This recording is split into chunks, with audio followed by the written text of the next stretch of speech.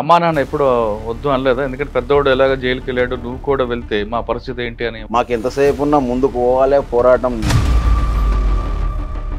ఎంతో మందికి ఎన్నో ప్రాబ్లమ్స్ ఉన్నాయి, మధ్యతరగతి కుటుంబాలు, బీద కుటుంబాలు, ఇటువంటి వాళ్ళకల్లా చాలా కష్టాలు ఉంటాయని చెప్పేసి ఆ నుంచి ఇక అటువైపే అడుగులు వేయాల్సి వచ్చింది. అప్పట్లో మీకు ఆయుధాలు కానీ డ్రెస్సులు కానీ ఎక్కడి నుంచి వచ్చేవాడినా? వెపన్స్ ఎంతసేపు ఉన్న పోలీస్ స్టేషన్ల మీద దాడులు చేసి విపరీతమైన రిక్రూట్మెంట్ ఉంది మాకు. అప్పుడు దాడులకు ఎక్కువ ప్రాధాన్యత ఇచ్చేది. మీ కొరియర్ వ్యవస్థలో మీరు అనుకున్న ఏపీటీ సక్సెస్ అయినప్పుడు ఒక వ్యక్తి తారసపడతారు. డైరెక్ట్గా ఐ టు ఐ చూసి మాట్లాడుకుంటారా, లేదా ఒకవైపు తిరిగి మాట్లాడుకుంటారా? సేమ్ ఎదురు బదురు నిలబడే మాట్లాడుతాం. మెయిన్ ఏంటంటే మాకు ఫారెస్ట్లో అన్నం దొరకాలంటే 2 రోజులు పట్టవచ్చు, ఒకసారి 1 డే పడుతుంటుంది. అట్లా ఇబ్బందులతోటి కూడా తిరిగిన కాలాలు ఉన్నాయి. సాధారణంగా గెరిల్లా అనగానే గెరిల్లా వార్ వేరే కనిపిస్తుంది. పీకే పల్లె అటాక్ చేయాలని అన్న నాకు వచ్చేసి బుల్లెట్ ఇక్కడ. మేము మొత్తం 25 మందితోటి పోయినాం దాడికి. ఒక సైడ్ నుంచి ఫైర్ చేస్తున్నారు, వాళ్ళు ఇద్దరు నలుగురు ఉన్నారు, అటు 2 ఉన్నారు, ఇటు 2 ఉన్నారు, ఫైర్ చేస్తున్నారు. మనం ఏం చేసినామంటే లోపలికి మందు పాత్ర తీసుకుపోయి ఒక సైడ్ వేలు బుల్లెట్ ఎప్పుడైతే తగిలిందో అప్పుడు అమ్మ గుర్తు.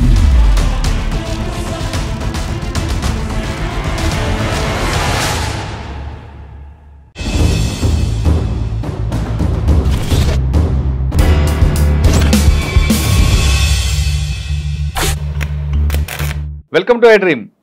గతంలో నక్సల్స్ ప్రభావం తీవ్రంగా ఉన్న సమయంలో గ్రామంలో ఉన్న కొంతమంది యువతీ యువకులు ఆ భావజాల ప్రభావంతోనో లేదా చుట్టుపక్కల సమస్యలు పరిష్కరించుదామనో దళం వైపు వెళ్ళారు. అలా నక్సల్స్లో కలిసిన తర్వాత వాళ్ళు ఎండనక వాననక చలనక రాత్రనక పగలనక చుట్టూ ఉన్న పోలీసులు మధ్యలో ఉన్న విష సర్పాలతో సాహసం చేస్తూ వాళ్ళు అడవిలో ఉన్నారు. అడవిలో ఉండి చుట్టుపక్కల గ్రామస్తులు కానీ లేదా ఆదివాసులకు కానీ చుట్టుపక్కల జరుగుతున్న అక్రమాలకు అడ్డుకొని వాళ్ళు నిరంతరం ప్రజల కోసం పోరాటాలు చేశారు. ఆ విధంగా ప్రజల కోసం పోరాటం చేయబట్టే అప్పట్లో ప్రభుత్వాల కిందకు వచ్చి తమ పథకాల గ్రామాల స్థాయికి తీసుకురావడానికి నక్సల్స్ ఉద్యమం చాలా ఉపయోగపడింది. కానీ క్రమేపీ అది శాంతిభద్రత సమస్యగా మారడంతో ప్రభుత్వం వాటిపై ఉక్కుపాదం మోపిన సంఘటన మనందరికీ తెలుసు.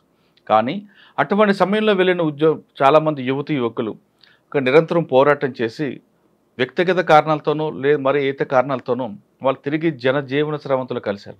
ఆ విధంగా కలిసిన వారిని పరిచయం చేసే కార్యక్రమంలో ఈ వారం మన గెస్ట్ సాగర్ అన్న అలియాస్ ఆనంద్ కల్లవకుర్తి దళ కమాండర్గా పనిచేశారు.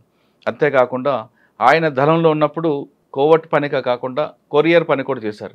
ఆయన ఎందుకు దళంలోకి వెళ్లాల్సి వచ్చింది, వెళ్ళిన తర్వాత అక్కడ ప్రజల కోసం వాళ్ళు చేసిన పోరాటాలు ఏ స్థాయిలో ఉండేవి, ఎందుకు బయటికి వచ్చారు, వచ్చిన తర్వాత ఆయన జీవన విధానం ఏ విధంగా ఉంది విషయాల్ని ఆయన తెలుసు. అన్న నమస్తే. నమస్తే. సాగర్ అన్న అలియాస్ ఆనంద్. ఒకప్పుడు కల్లవకుర్తి దళంలో ఏ ఇష్యూ జరిగినా ఆనంద్, తర్వాత మన కృష్ణన్న, జనార్దన్ వీళ్ళందరూ ఒక ట్రూప్ ఉండేది. పెద్ద కొత్తపల్లి పొల్యూషన్ బ్లాస్టింగ్ అవ్వచ్చు లేదా ఎక్కడైనా కొరియర్ జరగాలన్నా ముందు మీ ఇద్దరు పేర్లు ఎక్కువ కనిపించాయి. మీది భీమ్ సాగర్ గారు, మీ తర్వాత తుమ్మల భగవంతు.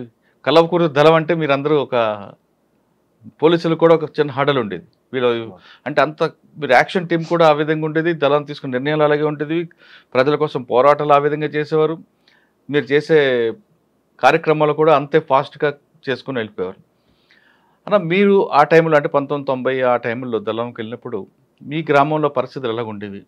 ఇప్పుడు నల్లమాల ప్రాంతం అనేది నక్సల్స్కి పెట్టని కోట. ఆ ప్రాంతంలో ఉద్యమాలు ఏ విధంగా చేశారు, ఎందుకు మీరు ఆ ఉద్యమం వైపు అడుగులు వేశారు, వెళ్ళిన తర్వాత అక్కడ పరిస్థితులు ఏ విధంగా ఉండేవి? ఈ ప్రశ్న సమాధానం చెప్పే ముందు సాగర్ అనే అలియాస్ ఆనంద్ యొక్క కుటుంబ నేపథ్యం ఒకసారి చెప్పండి. మాది వచ్చేసి వ్యవసాయ కుటుంబం సార్. నా పేరు వచ్చేసి ఆంజనేయులు సాగర్. ఇంటి పేరు మోడల ఆంజనేయులు సాగర్. అయితే మాది పెబ్బేరు మండల్ షాగాపూర్ విలేజ్, మాది ఏటిగడ్డ షాగాపూర్. అయితే మేము గతంలో ఏంటంటే హాస్టల్లో చదువుకోవాలి, మమ్మల్ని తీసుకుపోయి వనపర్తిలో హాస్టల్లో వేసారు. మాకు అప్పటికే ఫుడ్ అవన్నీ చాలా ఇబ్బందులతోటి అట్లా మా తల్లిదండ్రులు తీసుకుపోయి హాస్టల్లో వేస్తే హాస్టల్ నుంచే ఉద్యమం స్టార్ట్ అయింది. మాకు ఆర్ఎస్యు అని చెప్పేసి రాడికల్ స్టూడెంట్ యూనియన్లో చురుగ్గా పనిచేసినాం మేము అప్పుడు వనపర్తిలో. అప్పుడు ఎందుకు అంటే విద్యార్థులకు ఫుడ్ దొరకకపోయేది, చాలా ఇబ్బందులతోటి ఉండేది. హాస్టల్లో ఇవ్వాల్సిన ఫుడ్ కూడా ఇచ్చేవారు కాదు, ఫుడ్ కూడా ఇచ్చేవాళ్ళు కాదు. అంటే అది ఎట్లా ఉంటుండే సార్ అంటే మనం తినడానికి వెళ్తే క్యూ లైన్ కట్టించి పిల్లలను, చిన్నపిల్లలను ఆ లైన్లో రావాలి, రైస్ తక్కువ ఇవ్వడం, ఆ వార్డెన్స్ అట్లా ఇబ్బంది చేస్తుంటే మేము అన్నల్లో అప్పుడు కొత్తగా స్టార్ట్ అయ్యాడు ప్రభాకర్ అన్న అని ఉండే, సాంబశివుడు, ఒరిజినల్ సాంబశివుడు.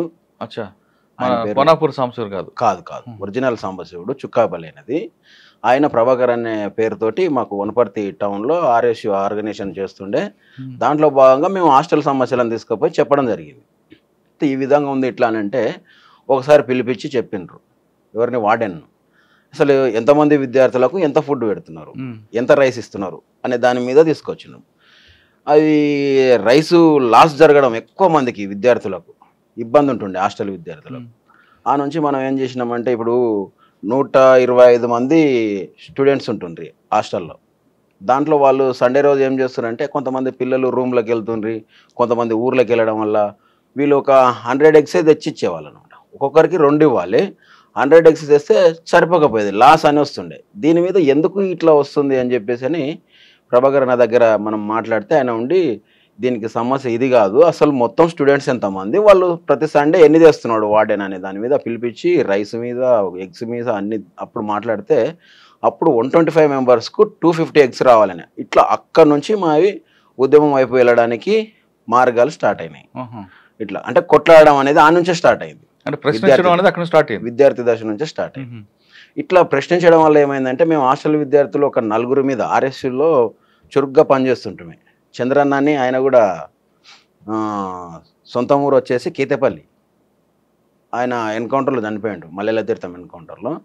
ఆయన, నేను, చెంక ఇట్లా ఒక 4 కలిసి ఇటువంటివి అడగడం వల్ల స్కూల్లో హెడ్ మాస్టర్ మమ్మల్ని బయటికి పిలిచి, మీరు ఇట్లా వచ్చేసి అన్నీ లేనిపోయిన పంచాయతీలు చేస్తున్నారు, మీరు ఇక్కడ చదువుకోవడానికి రాలేదు, మీరు వదిలేసి వెళ్ళిపోండి అని చెప్పేసి అని ఇబ్బంది పెట్టి మమ్మల్ని స్కూళ్ళ నుంచి కూడా బయటికి వెళ్ళగొట్టే క్రమం వచ్చింది. వార్డర్లనే ఇట్లా ఇబ్బంది పెడతారా మీరు, ఒక తండ్రి లాంటి ఎందుకు అట్లా చేస్తున్నారు అని చెప్పేసారంటే, మా హక్కులు మేము అడుగుతున్నాం, మా విద్యార్థులకు ఏం కావాలో అవి అడిగినందుకు మీరు స్కూళ్ళ నుంచి మమ్మల్ని టీసీ ఇచ్చి వెళ్ళగొడతాం అది ఇది అని చేసి చెప్తున్నారు, ఇట్లయితే కష్టం అని చెప్పేసి అంటే అట్లా అక్కడ నుంచి ఇక నేను దళాల వైపు పోవడానికి ప్రయత్నాలు. అంటే అప్పుడు వాళ్ళు క్లాసెస్ నడుపుతుండ్రి, ఎవరు మా చూడండి, క్లాసులకి వెళ్తుంటే, క్లాసులకు వెళ్ళిన తర్వాత ఆ క్లాసులలో అన్నీ చెప్తూ ఉంటుండే అనమాట, ఈ విధంగా ఇట్లా మనం ప్రతిదీ పోరాటం చేయాలంటే ఇట్లా. అక్కడ నుంచి నేను ఇంకా ఎక్కువ ఫుల్ ఆకర్షితున్నాయి, దాని వైపు మొగ్గు చూపాల్సి వచ్చింది.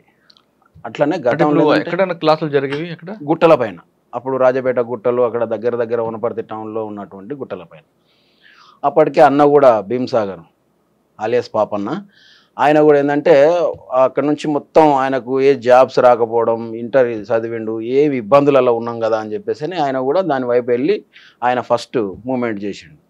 ఆ నుంచి ఆయన రాడికల్ స్టూడెంట్ నుంచి పైకి ఎదిగి నల్గొండలో టౌన్ ఆర్గనైజర్గా పనిచేస్తున్న క్రమంలో అరెస్ట్ అయ్యి జైలుకి వచ్చాడు, ముషిరాబాద్ జైలు.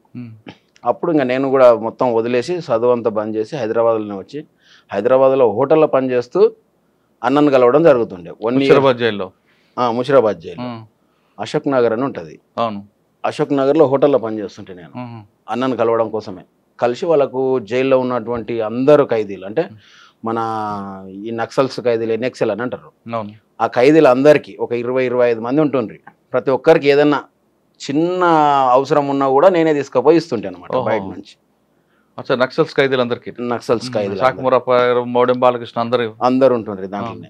వీళ్ళందరికీ పటేల్ సుధాకర్ రెడ్డి వీళ్ళల్లో ఉంటుండ్రి. వీళ్ళందరినీ కలుస్తుంటే అందరు బాగా పరిచయం అయిపోయినారు. 1 ఇయర్ దాకా ఉన్నాక అన్న 1 ఇయర్ తర్వాత బెయిల్ వచ్చింది.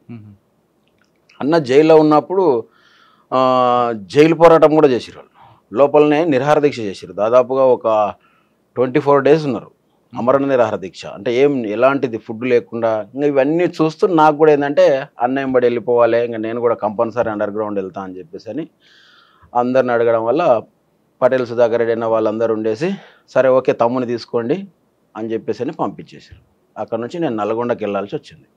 అన్న బయటకు. మీరు ఈ ప్రయాణంలో అమ్మా నాన్న ఎప్పుడు వద్దు అనలేదా? ఎందుకంటే పెద్దోడు ఎలాగ జైలుకి వెళ్ళాడు, నువ్వు కూడా వెళ్తే మా పరిస్థితి ఏంటి అని వాళ్ళు ఎప్పుడు ప్రశ్నించలేదు? అప్పటికి అన్న అరెస్ట్ అయ్యే లోపే నాయన చనిపోయాడు, అమ్మ ఒక్కతే ఉండే.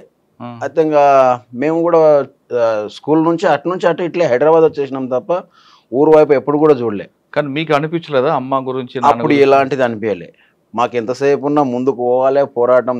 ఎందుకంటే ఈ వ్యవస్థలో ఉన్నటువంటి ప్రాబ్లమ్స్ అన్నీ మాకు ఇంత చిన్న ఏజ్లోనే ఇన్ని ఉన్నాయంటే ఎంతో మందికి ఎన్నో ప్రాబ్లమ్స్ ఉన్నాయి. మధ్యతరగతి కుటుంబాలు, బీద కుటుంబాలు ఇటువంటి వాళ్ళకల్లా చాలా కష్టాలు ఉంటాయని చెప్పేసి ఆ నుంచి ఇక అటువైపే అడుగులు వేయాల్సి వచ్చింది. అంటే నల్గొండ నుంచి వచ్చారు, నల్గొండకి వెళ్ళి ముషీరాబాద్ టు నల్గొండ. అక్కడ ఎవరు మీకు బాధ్యుడు? మాకు విజయక్క అని దళ కమాండర్. అప్పుడు రాచకొండ దళంలో నేను ఫస్ట్ టైం రాచకొండ దళంలో దళ సభ్యునిగా నన్ను తీసుకున్నారు. అక్కడ ఎక్కడ కలిసారు? రాచకొండలో పెద్దంబర్పేట దాటిన తర్వాత అక్కడ నుంచి ఒక చిన్న విలేజ్ వస్తుంది. ఇక నాకు అప్పుడు అంత ఐడియా లేదు, ఫస్ట్ టైం వెళ్ళినాం కాబట్టి అక్కడ నుంచి ఒక చిన్న విలేజ్ దగ్గరకు పోతే అక్కడ వచ్చేసి మనం పికప్ తీసుకొని పోయారు. నైట్ వచ్చి వాళ్ళు ఒక ఇంట్లో పోయి ఉన్నాము, మధ్యాహ్నం అట్లా పోయి వాళ్ళు నైట్ వచ్చిన తర్వాత నైట్ తీసుకుపోయారు. అక్కడ నుంచి దళంని వెళ్ళిపోయినాయి. అన్న దళంలో తీసుకొని వెంటనే మీకు యూనిఫామ్ ఇవ్వడం చేశారా, లేదు కొంతకాలం మీకు అబ్జర్వేషన్ పెట్టి చిన్న చిన్న పళ్ళు చేయించి తర్వాత యూనిఫాము వెపన్ ఇవ్వడం చేశారా? కొంతకాలం ఒక నెల రోజులు ట్రైనింగ్, వెపన్ గురించి, ఫైరింగ్ ఏ విధంగా చేయాలి అవన్నీ నేర్పిస్తూ సెంట్రీలు చేయడం ఇటువంటి వల్ల అలవాటు అయిన తర్వాతనే దళ సభ్యునిగా ప్రమోట్ చేశారు. అక్కడ నుంచి నేను అంటే ఇందులో భాగంగా ఈ నెల రోజుల్లో భాగంగా వెపన్ ఒకటే కాకుండా రాజకీయ తరగతులు అటువంటి నేర్పారా? అప్పుడు అక్కడ లేదు. అది వాళ్ళు ఆల్మోస్ట్ ఆ దళం అంతా వాళ్ళ ప్రోగ్రామ్ ప్రకారంగా తిరుగుతూ ఉంటుంటారు. ఏ దళం అన్నది? రాచకొండ దళం. ఆ ప్రోగ్రామ్స్ అంతా అయిపోయిన తర్వాత ఒక 5 months అట్లా అయింది. 5-6 months తర్వాత మళ్ళీ అక్కడ నుంచి నన్ను నల్లమల్ల అడవికి తీసుకుపోయారు. అంటే ఈ దళాలన్నీ అక్కడ ఏర్పాటై కలిసినాయి అనమాట. నల్గొండ నుంచి ఒక 2-3 దళాలు వచ్చినాయి. తర్వాత ఈ మహబూబ్నగర్ దళాలన్నీ కలిపి అప్పుడు క్లాసులు అక్కడ స్టార్ట్ అయింది. రాచకొండ దళంలో మీరు 5 నెలలు పనిచేశారు. ఆ క్రమంలో రాచకొండ దళంలో ఎక్కువగా కరువు దాడులు జరిగేవి. అప్పుడు నేనేం లేను, ఏ దాడిలో కూడా లేరు. అక్కడ నల్గొండ ప్రజల్లో అవగాహన తేవడం వరకే. అప్పుడు తర్వాత అక్కడ నుంచి అక్కడ పోయిన తర్వాత అప్పుడు నన్ను మహబూబ్నగర్ కల్వకుర్తి దళానికి అటాచ్ చేశారు. అక్కడ క్లాసెస్ అంతా అయిపోయిన తర్వాత నన్ను. ఎన్ని రోజులైన క్లాస్ అక్కడ? 1 month అట్లా. ఎక్కడ? కల్వకుర్తిలోనా? నల్లమలలో. నల్లమల్ల ఎక్కడ కరెక్ట్గా? Nallamala forest, big forest. ఇంకా అది ఇర్రపెంట, అట్లా పెంటల పైన ఎర్రవెంట అట్లాంటి పెంటలు ఉంటాయి పైన. ఆ పెంటలకు దగ్గరలో వాటర్ సోర్స్ ఉన్న ఏరియాలలో మొత్తం క్లాసెస్ వేస్తుంటారు. అట్లా చాలా పెద్ద పెద్ద క్యాంపులు జరుగుతాయి. చాలాసార్లు జరిగినాయి క్యాంపులు. అక్కడ నుండి మీకు కల్వకుర్తి దళంలో ఉన్నా. కల్వకుర్తి దళంలో మ్యాక్సిమం దాదాపు ఒక 1 year పైనే కల్వకుర్తి దళంలో పనిచేసిన తర్వాత నాగన్న అని ఉండే, ఆయన ఇంటికి వెళ్ళిపోయింది. ఆయన అప్పుడు DCS జిల్లా కమిటీ మెంబర్గా ఉండే. ఆయన ఏంటంటే తమ్ముడు చాలా యాక్టివ్గా ఉన్నాడు, యాక్టివ్గా తిరుగుతున్నాడు, అన్ని పనులు చేస్తున్నాడు, ఇట్లాంటి అప్పుడు మనం ఈ తమ్ముడిని కొంచెం కొరియర్గా వాడుకోవడం అవసరం వచ్చింది అని చెప్పేసి అని DCSకు నన్ను కొరియర్గా పెట్టడం జరిగింది. కల్వకుర్తి దళంలో మీకు అప్పుడు ఎవరు కమాండర్? కల్వకుర్తి దళంలో అశోక్ అన్న. అశోక్ ఆయన సొంత ఊరు వచ్చేసి కొల్లాపూర్ దగ్గర అమ్మాయిపల్లి. సొంతం పేరు నరసింహ, ఆయన అలియాస్ పేరే అశోక్. సంవత్సరం పాటు కల్వకుర్తి దళంలో కొరియర్గా ఉన్నారు. కొరియర్ కాదు, దళంలో పనిచేసిన తర్వాత ఆ నుంచి కొరియర్కి తీసుకున్నా. ఈ సంవత్సరం పాటు దళంలో పనిచేసినప్పుడు మీకు బాగా గుర్తుండిపోయిన సంఘటన చెప్పండి. ప్రజలకి దగ్గరకు వెళ్ళి వాళ్ళ సమస్యలు పరిష్కరించిన దాంట్లో ఏం చేశారని? మేము కూలి పోరాటాలు అంటే ఈ మహిళలు వీళ్ళల్లో ఉన్నారు కదా, కూలి పోరాటాలు ఏంటంటే అప్పుడు 10 రూపాయలు కూలి ఇస్తుండేనమాట. చాలా ఇబ్బంది వాళ్ళకు, అసలు ఇల్లు గడవాలంటే కూడా ఇబ్బందులు ఉంటుండే.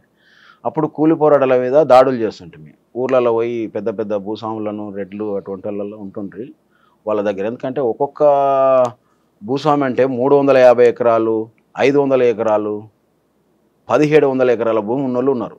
కుందారం భూములు అని చెప్పేసి అని అజిలాపురం నరసింహారెడ్డి, ఆయన పేరు ఏదో నరసింహారెడ్డి అనుకుంటా, ఆయనకు వచ్చేసి 1700 ఎకరాల భూమి ఉంది. ఆ 1700 ఎకరాల భూమిలో మొత్తం 4 గ్రామాలు ఉంటాయి. అజిలాపురం, జిరాన్ఖాన్పల్లి, బైరాపురం ఇటువంటి ఊర్లన్నీ కలిపి అన్ని భూములల్లో అక్కడనే వాళ్ళ దాంట్లో చెట్లు, తాళ్ళు అంటారు, అంటే తాటి చెట్లు ఉండే. ఆ తాళ్ళు కూడా వాళ్ళ దాంట్లోనే ఉంటే దాంట్లో ఉదయం లేస్తే వాళ్ళ పొలంలోనే తిరగాలి. ఇన్ని భూములు ఉండి ఎలాంటి కూలి పోరాటాలు చేసి అప్పుడు కూలి పోరాటాలు చేయించి వీళ్ళకు కూలి రేట్లు పెంచాలి అని చెప్పేసి 10 నుంచి 20 రూపాయలు పెంచి ఈ విధంగా కూలి పోరాటాలు అందరిని తీసుకొచ్చి మాట్లాడి చెప్పి చేసినటువంటివి చాలా ఉన్నాయి. అందులో భాగంగా దాడులు జరిగాయా? తీసుకుపోయి కొట్టడం కూడా జరిగింది. కొంతమంది వినకపోతే వాళ్ళను కొట్టడం కూడా జరిగింది అన్న. అదొక్కటే కాకుండా కల్వకుర్తి దళం వడ్డీ వ్యాపారస్తులు కదా ఎక్కువ పడ్డారు కదా అప్పుడు. అప్పుడు మనకు అంతగానం వడ్డీ వ్యాపారం ఎదురుపడలేదా? తెలియదు. ఇక అప్పుడు ఎక్కువ భూ పోరాటాలు, కూలీ పోరాటాలు ఫుల్. అజిలాపురం భూమి మీద అయితే చాలా సార్లు పోరాటం చేసినాం. ఊర్లో పోయి భూములు పంచిచ్చినాం చాలా మందికి. ఎందుకంటే వాళ్ళ భూమి 1700 ఎకరాల భూమి ఉన్నప్పుడు మోహన్ రెడ్డి ఆయన కుందారం భూమి ఓనర్, ఆయన పిల్లలు అంతా అమెరికాలోనే ఉంటున్నారు. ఆయన ఒక్కడే ఉంటుండేడ. ఆయన భార్య ఆయన్ను ఉంటుండ్రి. ఇంకా వాళ్ళని తీసుకుపోయి ఒకసారి కొట్టినాం మోహన్ రెడ్డిని. ఈ భూములలో పంచుతున్న క్రమంలో అన్ని ఇంకా పోలీస్ కేసులు అవన్నీ చాలా మంది మీద పెడుతుండే. అందుకే అజిలాపురం నుంచి చాలా మంది నక్సలిజం వైపు ఎక్కువ మొగ్గు చూపి వచ్చేసారు ఆ పోరాటం చూసి. అంటే అజిలాపురం అనేది కేవలం భూ పోరాటం చాలా మంది ఉవ్వెత్తున నక్సలిజం వైపు వచ్చారు.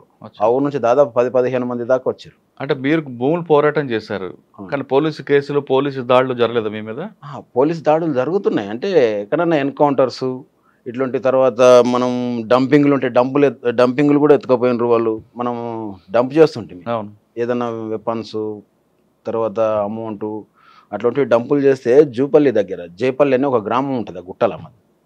ఆ గుట్టలో డంపు మొత్తం వచ్చేసి పోలీసులు అంత దాడి మొత్తం వీళ్ళు ఏమంటారు సార్, అవి గుంతలు తీసే టైప్, చెట్లు నాటడానికి అని మొక్కలు తీస్తున్నప్పుడు డంప్ వెళ్ళింది. వీళ్ళు ఏం చేశారంటే పోలీసులకు ఇన్ఫర్మేషన్ ఇచ్చారు. పోలీసులు వచ్చారు. మేము ఆ రోజు ఇప్పుడున్న ఈ కొండారెడ్డిపల్లిలో ఉన్నాం. ఆ రోజు షెల్టర్ ఇంట్లో ఉన్నాం. పోలీసులు వస్తున్నారు, మొత్తం ఇన్ఫర్మేషన్ తెలిసిపోయింది అని చెప్పేసి అనేసరికి మేము అంతా ఆ ఇంట్లో నుంచి మధ్యాహ్నమే బయటికి వెళ్ళాల్సి వచ్చింది. కొండారెడ్డిపల్లి అంటే ఇప్పుడున్న సీఎం వాళ్ళ ఊరే, సొంత ఊరు. రేవంత్ రెడ్డి గారు పొలకంపల్లి దాటిన తర్వాత ఉంటుంది రేవంత్ రెడ్డి గారు ఊర్లో. మేము ఆ రోజు ఉన్నాము. పోలీసులు వచ్చారంటే ఏంటి కోసం వచ్చారనేది తెలియదు. మొత్తం పెద్ద బ్యాచ్ వచ్చింది, దిగింది అనేసరికి మన షెల్టర్ అర్థమైపోయినట్లుంది, తెలిసిపోయింది. మనం అంతా ఈ నుంచి వెంటనే బయటికి వెళ్ళాలని మేము బయటికి వెళ్ళినాం. పట్టపగలు ఊర్ల నుంచి బయటికి వెళ్ళి అంతా పరేషాన్గా యూనిఫామ్లోనే వెళ్ళారు. యూనిఫామ్లోనే. ఎంతమంది ఉంటారు అప్పుడు? వెపన్స్ అన్ని మా దళం అప్పుడు 9 మంది ఉన్నాం. అన్ని ఎదుర్కోవడానికి కూడా రెడీగానే ఉంటాం. మరి అప్పుడు ప్రజలు ఏమైనా అడ్డుకోలేదా? ప్రజలు ఏమి అడ్డుకోరు. ప్రజలు ఫుల్ సపోర్ట్గానే ఉంటారు మనకు. మేము అక్కడ నుంచి చిలకలలో పోతే వాళ్ళు కాసుకొచ్చిన అమ్మలి అవన్నీ ఉంటున్నాయి కదా, వాళ్ళ ఫుడ్డే మాకు పెట్టారు. ఆ టైంలో తిని అట్లనే పోయి బయటకు వెళ్ళిపోయినాం. అప్పట్లో మీకు ఆయుధాలు కానీ డ్రెస్సులు కానీ ఎక్కడి నుంచి వచ్చేవన్నా? డ్రెస్సులు అంటేనేమో షాప్లో వాళ్ళు ఇస్తుండ్రి. మరి అది దళకమాండర్కి తెలిసి ఉంటుంది వాళ్ళు ఏ విధంగా తీస్తారు అనేది. బట్టల షాపుల నుంచి తెచ్చి కుట్టిస్తుంటే అంతా మనకు తెలిసిన పార్టీ వాళ్ళే కుట్టిస్తుంటారు. వెపన్స్ ఎంతసేపు ఉన్న పోలీస్ స్టేషన్ల మీద దాడులు చేసి తీసుకురావాల్సిందే. మనం ఎక్కడ కొనడం అనేది ఏమి ఉండదు. మనకు కావాల్సినటువంటి సామాగ్రి అంటే మన దళాలు అప్పుడు బాగా పెరుగుతున్నాయి. మేము ఉన్న టైంలో 96, 97 ఆ టైంలో విపరీతమైన రిక్రూట్మెంట్ ఉంది మాకు. అప్పుడు దాడులకు ఎక్కువ ప్రాధాన్యత ఇచ్చేది. అంటే 3 జిల్లాలు మహబూబ్ నగర్, ఉమ్మడి మహబూబ్నగర్, నల్గొండ, మెదక్, ఈ 3 జిల్లాలు దక్షిణ తెలంగాణ. ఈ దాడులు ఏ విధంగా చేయాలంటే 3 దగ్గరలో చేయాలి ఒక సంవత్సరంలో. అట్లా మా దగ్గర వచ్చేసి పెద్ద కొత్తపల్లి పోలీస్ స్టేషన్ పేల్ చేయడం జరిగింది. అది మీరున్న సంవత్సరంలోనే? మేమున్న సంవత్సరంలో. అంటే నేను అప్పుడు కల్వకుర్తి నుంచి ఇతలికి వచ్చేసిన. నేను అప్పర్ ప్లాట్కి వచ్చిన. అప్పర్ ప్లాట్కి వచ్చిన తర్వాత నన్ను యాక్టివ్గా ఉన్నాడు, దాడులలో ఏదానికైనా బలంగా ఉంటున్నాడు అని చెప్పేసి అని ఇక నన్ను స్పెషల్ గేర్ల స్క్వాడ్లకు తీసుకున్నారు. SGS అనే దళం అప్పుడు కొత్తగా ఏర్పాటు చేశారు. అదేంటంటే దాదాపు ఒక 15 మందితోటి ఏర్పాటు చేశారు. మీరు ఇంకెవరు ఉన్నారు అందులో? ఇప్పుడు చనిపోయిన సాంబశివుడు ఉన్నాడు, ఐలన్న, ఆయన మా దళానికి కమాండర్ SGS. ఇక దాంట్లో ఇప్పుడు నేను చెప్పిన చంద్రన్న, కేతపల్లి చంద్రన్న అని, జనార్దన్ ఆయన పేరు. ఆ జనార్దన్ పేరే ఈయనకు జనార్దన్ అని ఇప్పుడు వచ్చిన ఈయనకు పెట్టిరారు. అంటే మారుస్తూ ఉంటాం. మన వాళ్ళు ఒక ఆయన చనిపోయిన తర్వాత ఆ పేరు డెవలప్మెంట్ కావాలి కాబట్టి పేరును చేంజ్ చేస్తాం. ఇప్పుడు సాంబశివుడు చనిపోయిన తర్వాత ఐలన్నకు ఆ పేరు పెట్టినాం. ఎందుకంటే ఆయన జిల్లా కమిటీ మెంబర్గా సెలెక్ట్ అయ్యి ఉన్నాడు కాబట్టి ఆయనకు ఆ పేరు పెట్టినాం అనమాట. ఎందుకంటే ఈయన కూడా అప్పుడు DCS లెవెల్ చేసిండు సాంబశివుడు, ప్రభాకర్ అని. మాకు మొత్తానికి ప్రభాకర్ ఫస్ట్ నుంచి మమ్మల్ని విద్యార్థి దశ నుంచి తీసుకుపోవడానికి కారణం ఆయన్నే, ప్రభాకర్. ఆయన్నే అంటుండే, తమ్ముడు నువ్వు విద్యార్థి దశలోనే నువ్వు చిన్న పిల్లగాడు, అట్లాంటిది నాతోటి భుజంతో భుజం కలిపి నాతోటి యుద్ధానికి వచ్చినావు, నువ్వు చాలా గ్రేట్ తమ్ముడు అని చెప్పేసి అని మంచిగా ప్రోత్సహిస్తుండే కలిసినప్పుడల్లా. అంటే దళాలు అప్పుడప్పుడు కలుస్తుంటాయి. నల్లమలలోనే ఎక్కువ మేము మీటింగ్స్ ఏర్పాటు చేసేది. కల్వకుర్తి దళం ఉన్నప్పుడే పెద్ద కొత్తపల్లి దాడా? నేను ఎస్జిఎస్లోకి వచ్చిన తర్వాత దాడి అచ్చా. చేశారు. ఈ సంవత్సరంలో మీకు గుర్తుండిపోయిన సంఘటనలు చెప్పారు. ఐదులాపల్లి, తర్వాత నర్సం, కొండారెడ్డి ఇవన్నీ కూడా. అవును, కొండారెడ్డి అది కాకుండా మీ మీద అటాకులు జరిగాయని తప్పించుకున్నారు ఎక్కడైనా ఈ సంవత్సరంలో? అంటే జరిగినాయి కొన్ని దగ్గరలో. మేము ఏంటంటే అంటే కాల్పులు జరగకుండా తప్పించుకొని పోయిన కాలాలు ఉన్నాయి. మేము ఒకసారి అనురాధ అని ఉండే డీజీ ఆమె ఒకసారి ఎక్కడ అనురాధ డీజీ కదా, ఎస్పీ ఎస్పీ ఉండే మహబూబ్ నగర్ ఎస్పీ కాదు ఆమె, ఇక్కడ నుంచి వచ్చింది ఆమె. అయితే కొల్లాపూర్ వెళ్తున్నది. మేము ఆదిరాల దగ్గర, ఆదిరాల పక్కల, అది ఊరు పేరు ఐడియా వస్తలేదు, మేము ఆ ఊర్లకు ఎంటర్ అవుతున్నాం. ఆ ఊర్లోకి ఎంటర్ అయ్యే క్రమంలో పోలీస్ జీప్ కనబడి మేము రిటర్న్ వెళ్ళిపోయినాం. ఇద్దరమే ఉన్నాం. వాళ్ళు ఎవరో వీళ్ళు నక్సలైట్లు లాగా ఉన్నారు, కార్ ఆపండి అని చెప్పేసి ఆమె మా మీదకి ఎంటబడ్డారు మొత్తం వెపన్స్ తీసుకొని. అప్పుడు మేము పోయి మా దగ్గర హ్యాండ్ గ్రెనేడ్స్ ఉంటుండే, ఒక గ్రెనేడ్ వేసేసరికి అంతా వాళ్ళు అలర్ట్ అయిపోయి ఎక్కడికక్కడ ఆగిపోయారు. ఇక మేము ఆ నుంచి రిట్రీట్ అయ్యి వెళ్ళిపోయినాం. అనురాధ గారు అంటే ఇప్పుడు మహబూబ్ నగర్ ఎస్పీ చేశారు ఆవిడ. ఈజీ ఉండే ఆమె, అప్పుడు మనకు అంత పెద్దగా తెలియదు, మనం అండర్ గ్రౌండ్లో ఉన్నాం కాబట్టి తెలియదు. ఏఎస్పీ అనుకుంటామే అప్పుడు, ఏఎస్పీ అనురాధ అనే టైం ఉండే. అక్కడ తర్వాత ఎక్కడ జరిగారు? డైరెక్ట్గా ఎస్పీజీకి వచ్చారా? తర్వాత నేను కొరియర్గా ఎక్కువ తిరుగుతుంటే ఆ నుంచి కొరియర్ తీసుకున్నారు నన్ను. అంటే స్పెషల్ గేర్ల స్క్వాడ్లో ఉంటూనే కొరియర్గా పంపిస్తుండే అనమాట. కొరియర్గా ఎంతకాలం పనిచేశారు? కొరియర్గా అంటే అండర్ గ్రౌండ్లో ఉంటూనే నేను బయటికి వెళ్ళడం. ఎంతకాలం చేశారు కొరియర్గా? ఇంకా అక్కడ నుంచి నేను ఇంకా కొరియర్గా ప్రతి దానికి నేనే బయటికి వెళ్ళడం. ఒక సంవత్సరం పనిచేశారా? చేసింటాం. అంటే మీరు సంవత్సరం పాటు కొరియర్గా పనిచేశారు. మావోయిస్ట్ పార్టీలో, అంటే ఇప్పుడు మావోయిస్ట్, అప్పుడు నక్సల్స్ పార్టీలు ధనంలో పీపుల్స్ వార్, సిపిఐఎంఎల్ పీపుల్స్ వార్లో కొరియర్ వ్యవస్థ అంటే ఎలా ఉంటుంది? అంటే ఒకరికి ఉత్తరాల ద్వారా అప్పుడంటే ఫోన్లు ఉండేవి కావు. అవును. కొరియర్ అంటే ఒక చీటీలు లేదా బుక్స్ దాంట్లో రాసి పంపించేవారు. ఆ వ్యవస్థ ఎలా పనిచేస్తుంది అన్న? ఒక వ్యక్తికి ఒక దళాన్ని ఇంకో దళానికి సమాచారం ఇవ్వాలంటే ఏ విధంగా కొరియర్ వెళ్తుంది, ఎన్ని రోజులు పడుతుంటుంది? ఇప్పుడు ఒకవేళ స్టేట్ కమిటీ నుంచి సెంట్రల్ కమిటీకి మెసేజ్ పోవాలంటే, లేదా సెంట్రల్ కమిటీ మెసేజ్ స్టేట్ కమిటీకి రావాలి, స్టేట్ కమిటీ నుంచి డీసీకి రావాలంటే ఈ వ్యవస్థ ఎలా నడుస్తుంది, ఎన్ని రోజులు పట్టేది? అయితే అండర్ గ్రౌండ్ ఉంటూనే మాది నడుస్తున్నటువంటిది కొరియర్ వ్యవస్థ. ఏంటంటే మా డీసీఎస్ జిల్లా కమిటీ సెక్రటరీ ఎవరైతే ఉంటారో ఆయనతోటే నేను పని చేయాలి. అంటే ఆయన పంపించిన దాన్ని నేను తీసుకుపోయి ఇవ్వాలి. ఎట్లా, ఇప్పుడు నల్గొండ డీసీఎస్ ఉంటాడు, నల్గొండ వాళ్ళు మన దగ్గరికి పంపిస్తారు. వాళ్ళకు కూడా సేమ్ డీసీఎస్కి ఎట్లయితే ఒకరు ఉంటారో ఇక్కడ మేము ఉంటాం కదా, ఆ కొరియరు ఆయన వస్తుంటాడు. మెదక్ నుంచి ఉండేట ఆయన మెదక్ నుంచి వస్తుంటాడు. ఇట్లా ఏ డిస్టిక్ వాళ్ళు ఆ డిస్టిక్ నుంచి వచ్చి మేము ఏర్పాట్లు అయింది. ఇప్పుడు మా మహబూబ్నగర్ డిస్టిక్లో జడ్చెర్ల అనే టౌన్ ఉంది. నేను జడ్చెర్ల టౌన్కు వాళ్ళు ఆ పార్టీ ఇచ్చినటువంటి లేఖను తీసుకొని వచ్చి చిటి ఆడ వచ్చి ఆగుతాం. ఇప్పుడు మా జడ్చెర్లలో రైల్వే స్టేషన్లో ఎక్కువ పెట్టుకుంటుంటాం. రైల్వే స్టేషన్కు ఎక్కువ మంది పెద్ద అబ్జర్వేషన్ ఉండదని చెప్పేసి అని మేము అక్కడ సైలెంట్గా ఉంటుంది వాతావరణం. అక్కడ కలవాలి. అక్కడ కలవాలంటే ఇప్పుడు ఇండియా టుడే బుక్స్ ఉంటుండే, అప్పుడు ఇండియా టుడే బుక్, లేకపోతే సోప్స్, ఈటా సోపు, అది ఏదైతే అనుకుంటామో ఆ విధంగానే ఆడికి వచ్చి ఒకరికొకరం కలిసేవాళ్ళం. ఇప్పుడు నేను ఇండియా టుడే బుక్ పట్టుకొని చూస్తున్నా అంటే వాళ్ళు నా దగ్గరికి ఆ పర్సన్ వస్తాడు. నేనేంది ఆయన దగ్గర ఈటా సోప్ ఉందా అని అనుకుంటే ఆయన దగ్గర ఆ సోప్ ఉందంటేనే ఆయన దగ్గర కలుస్తాం. అది ఏ విధంగా అంటే టైం టు టైం ఉంటుంది. ఉదయం 10 గంటలకనంటే 10 గంటల నుంచి 10 గంటల 15 నిమిషాల వరకే వెయిట్ చేయాలి. తర్వాత 11 గంటలకు ఉంటుంది, 10 నుంచి 11, మళ్ళీ 11 గంటల నుంచి మళ్ళీ 15 నిమిషాలే చూస్తాం.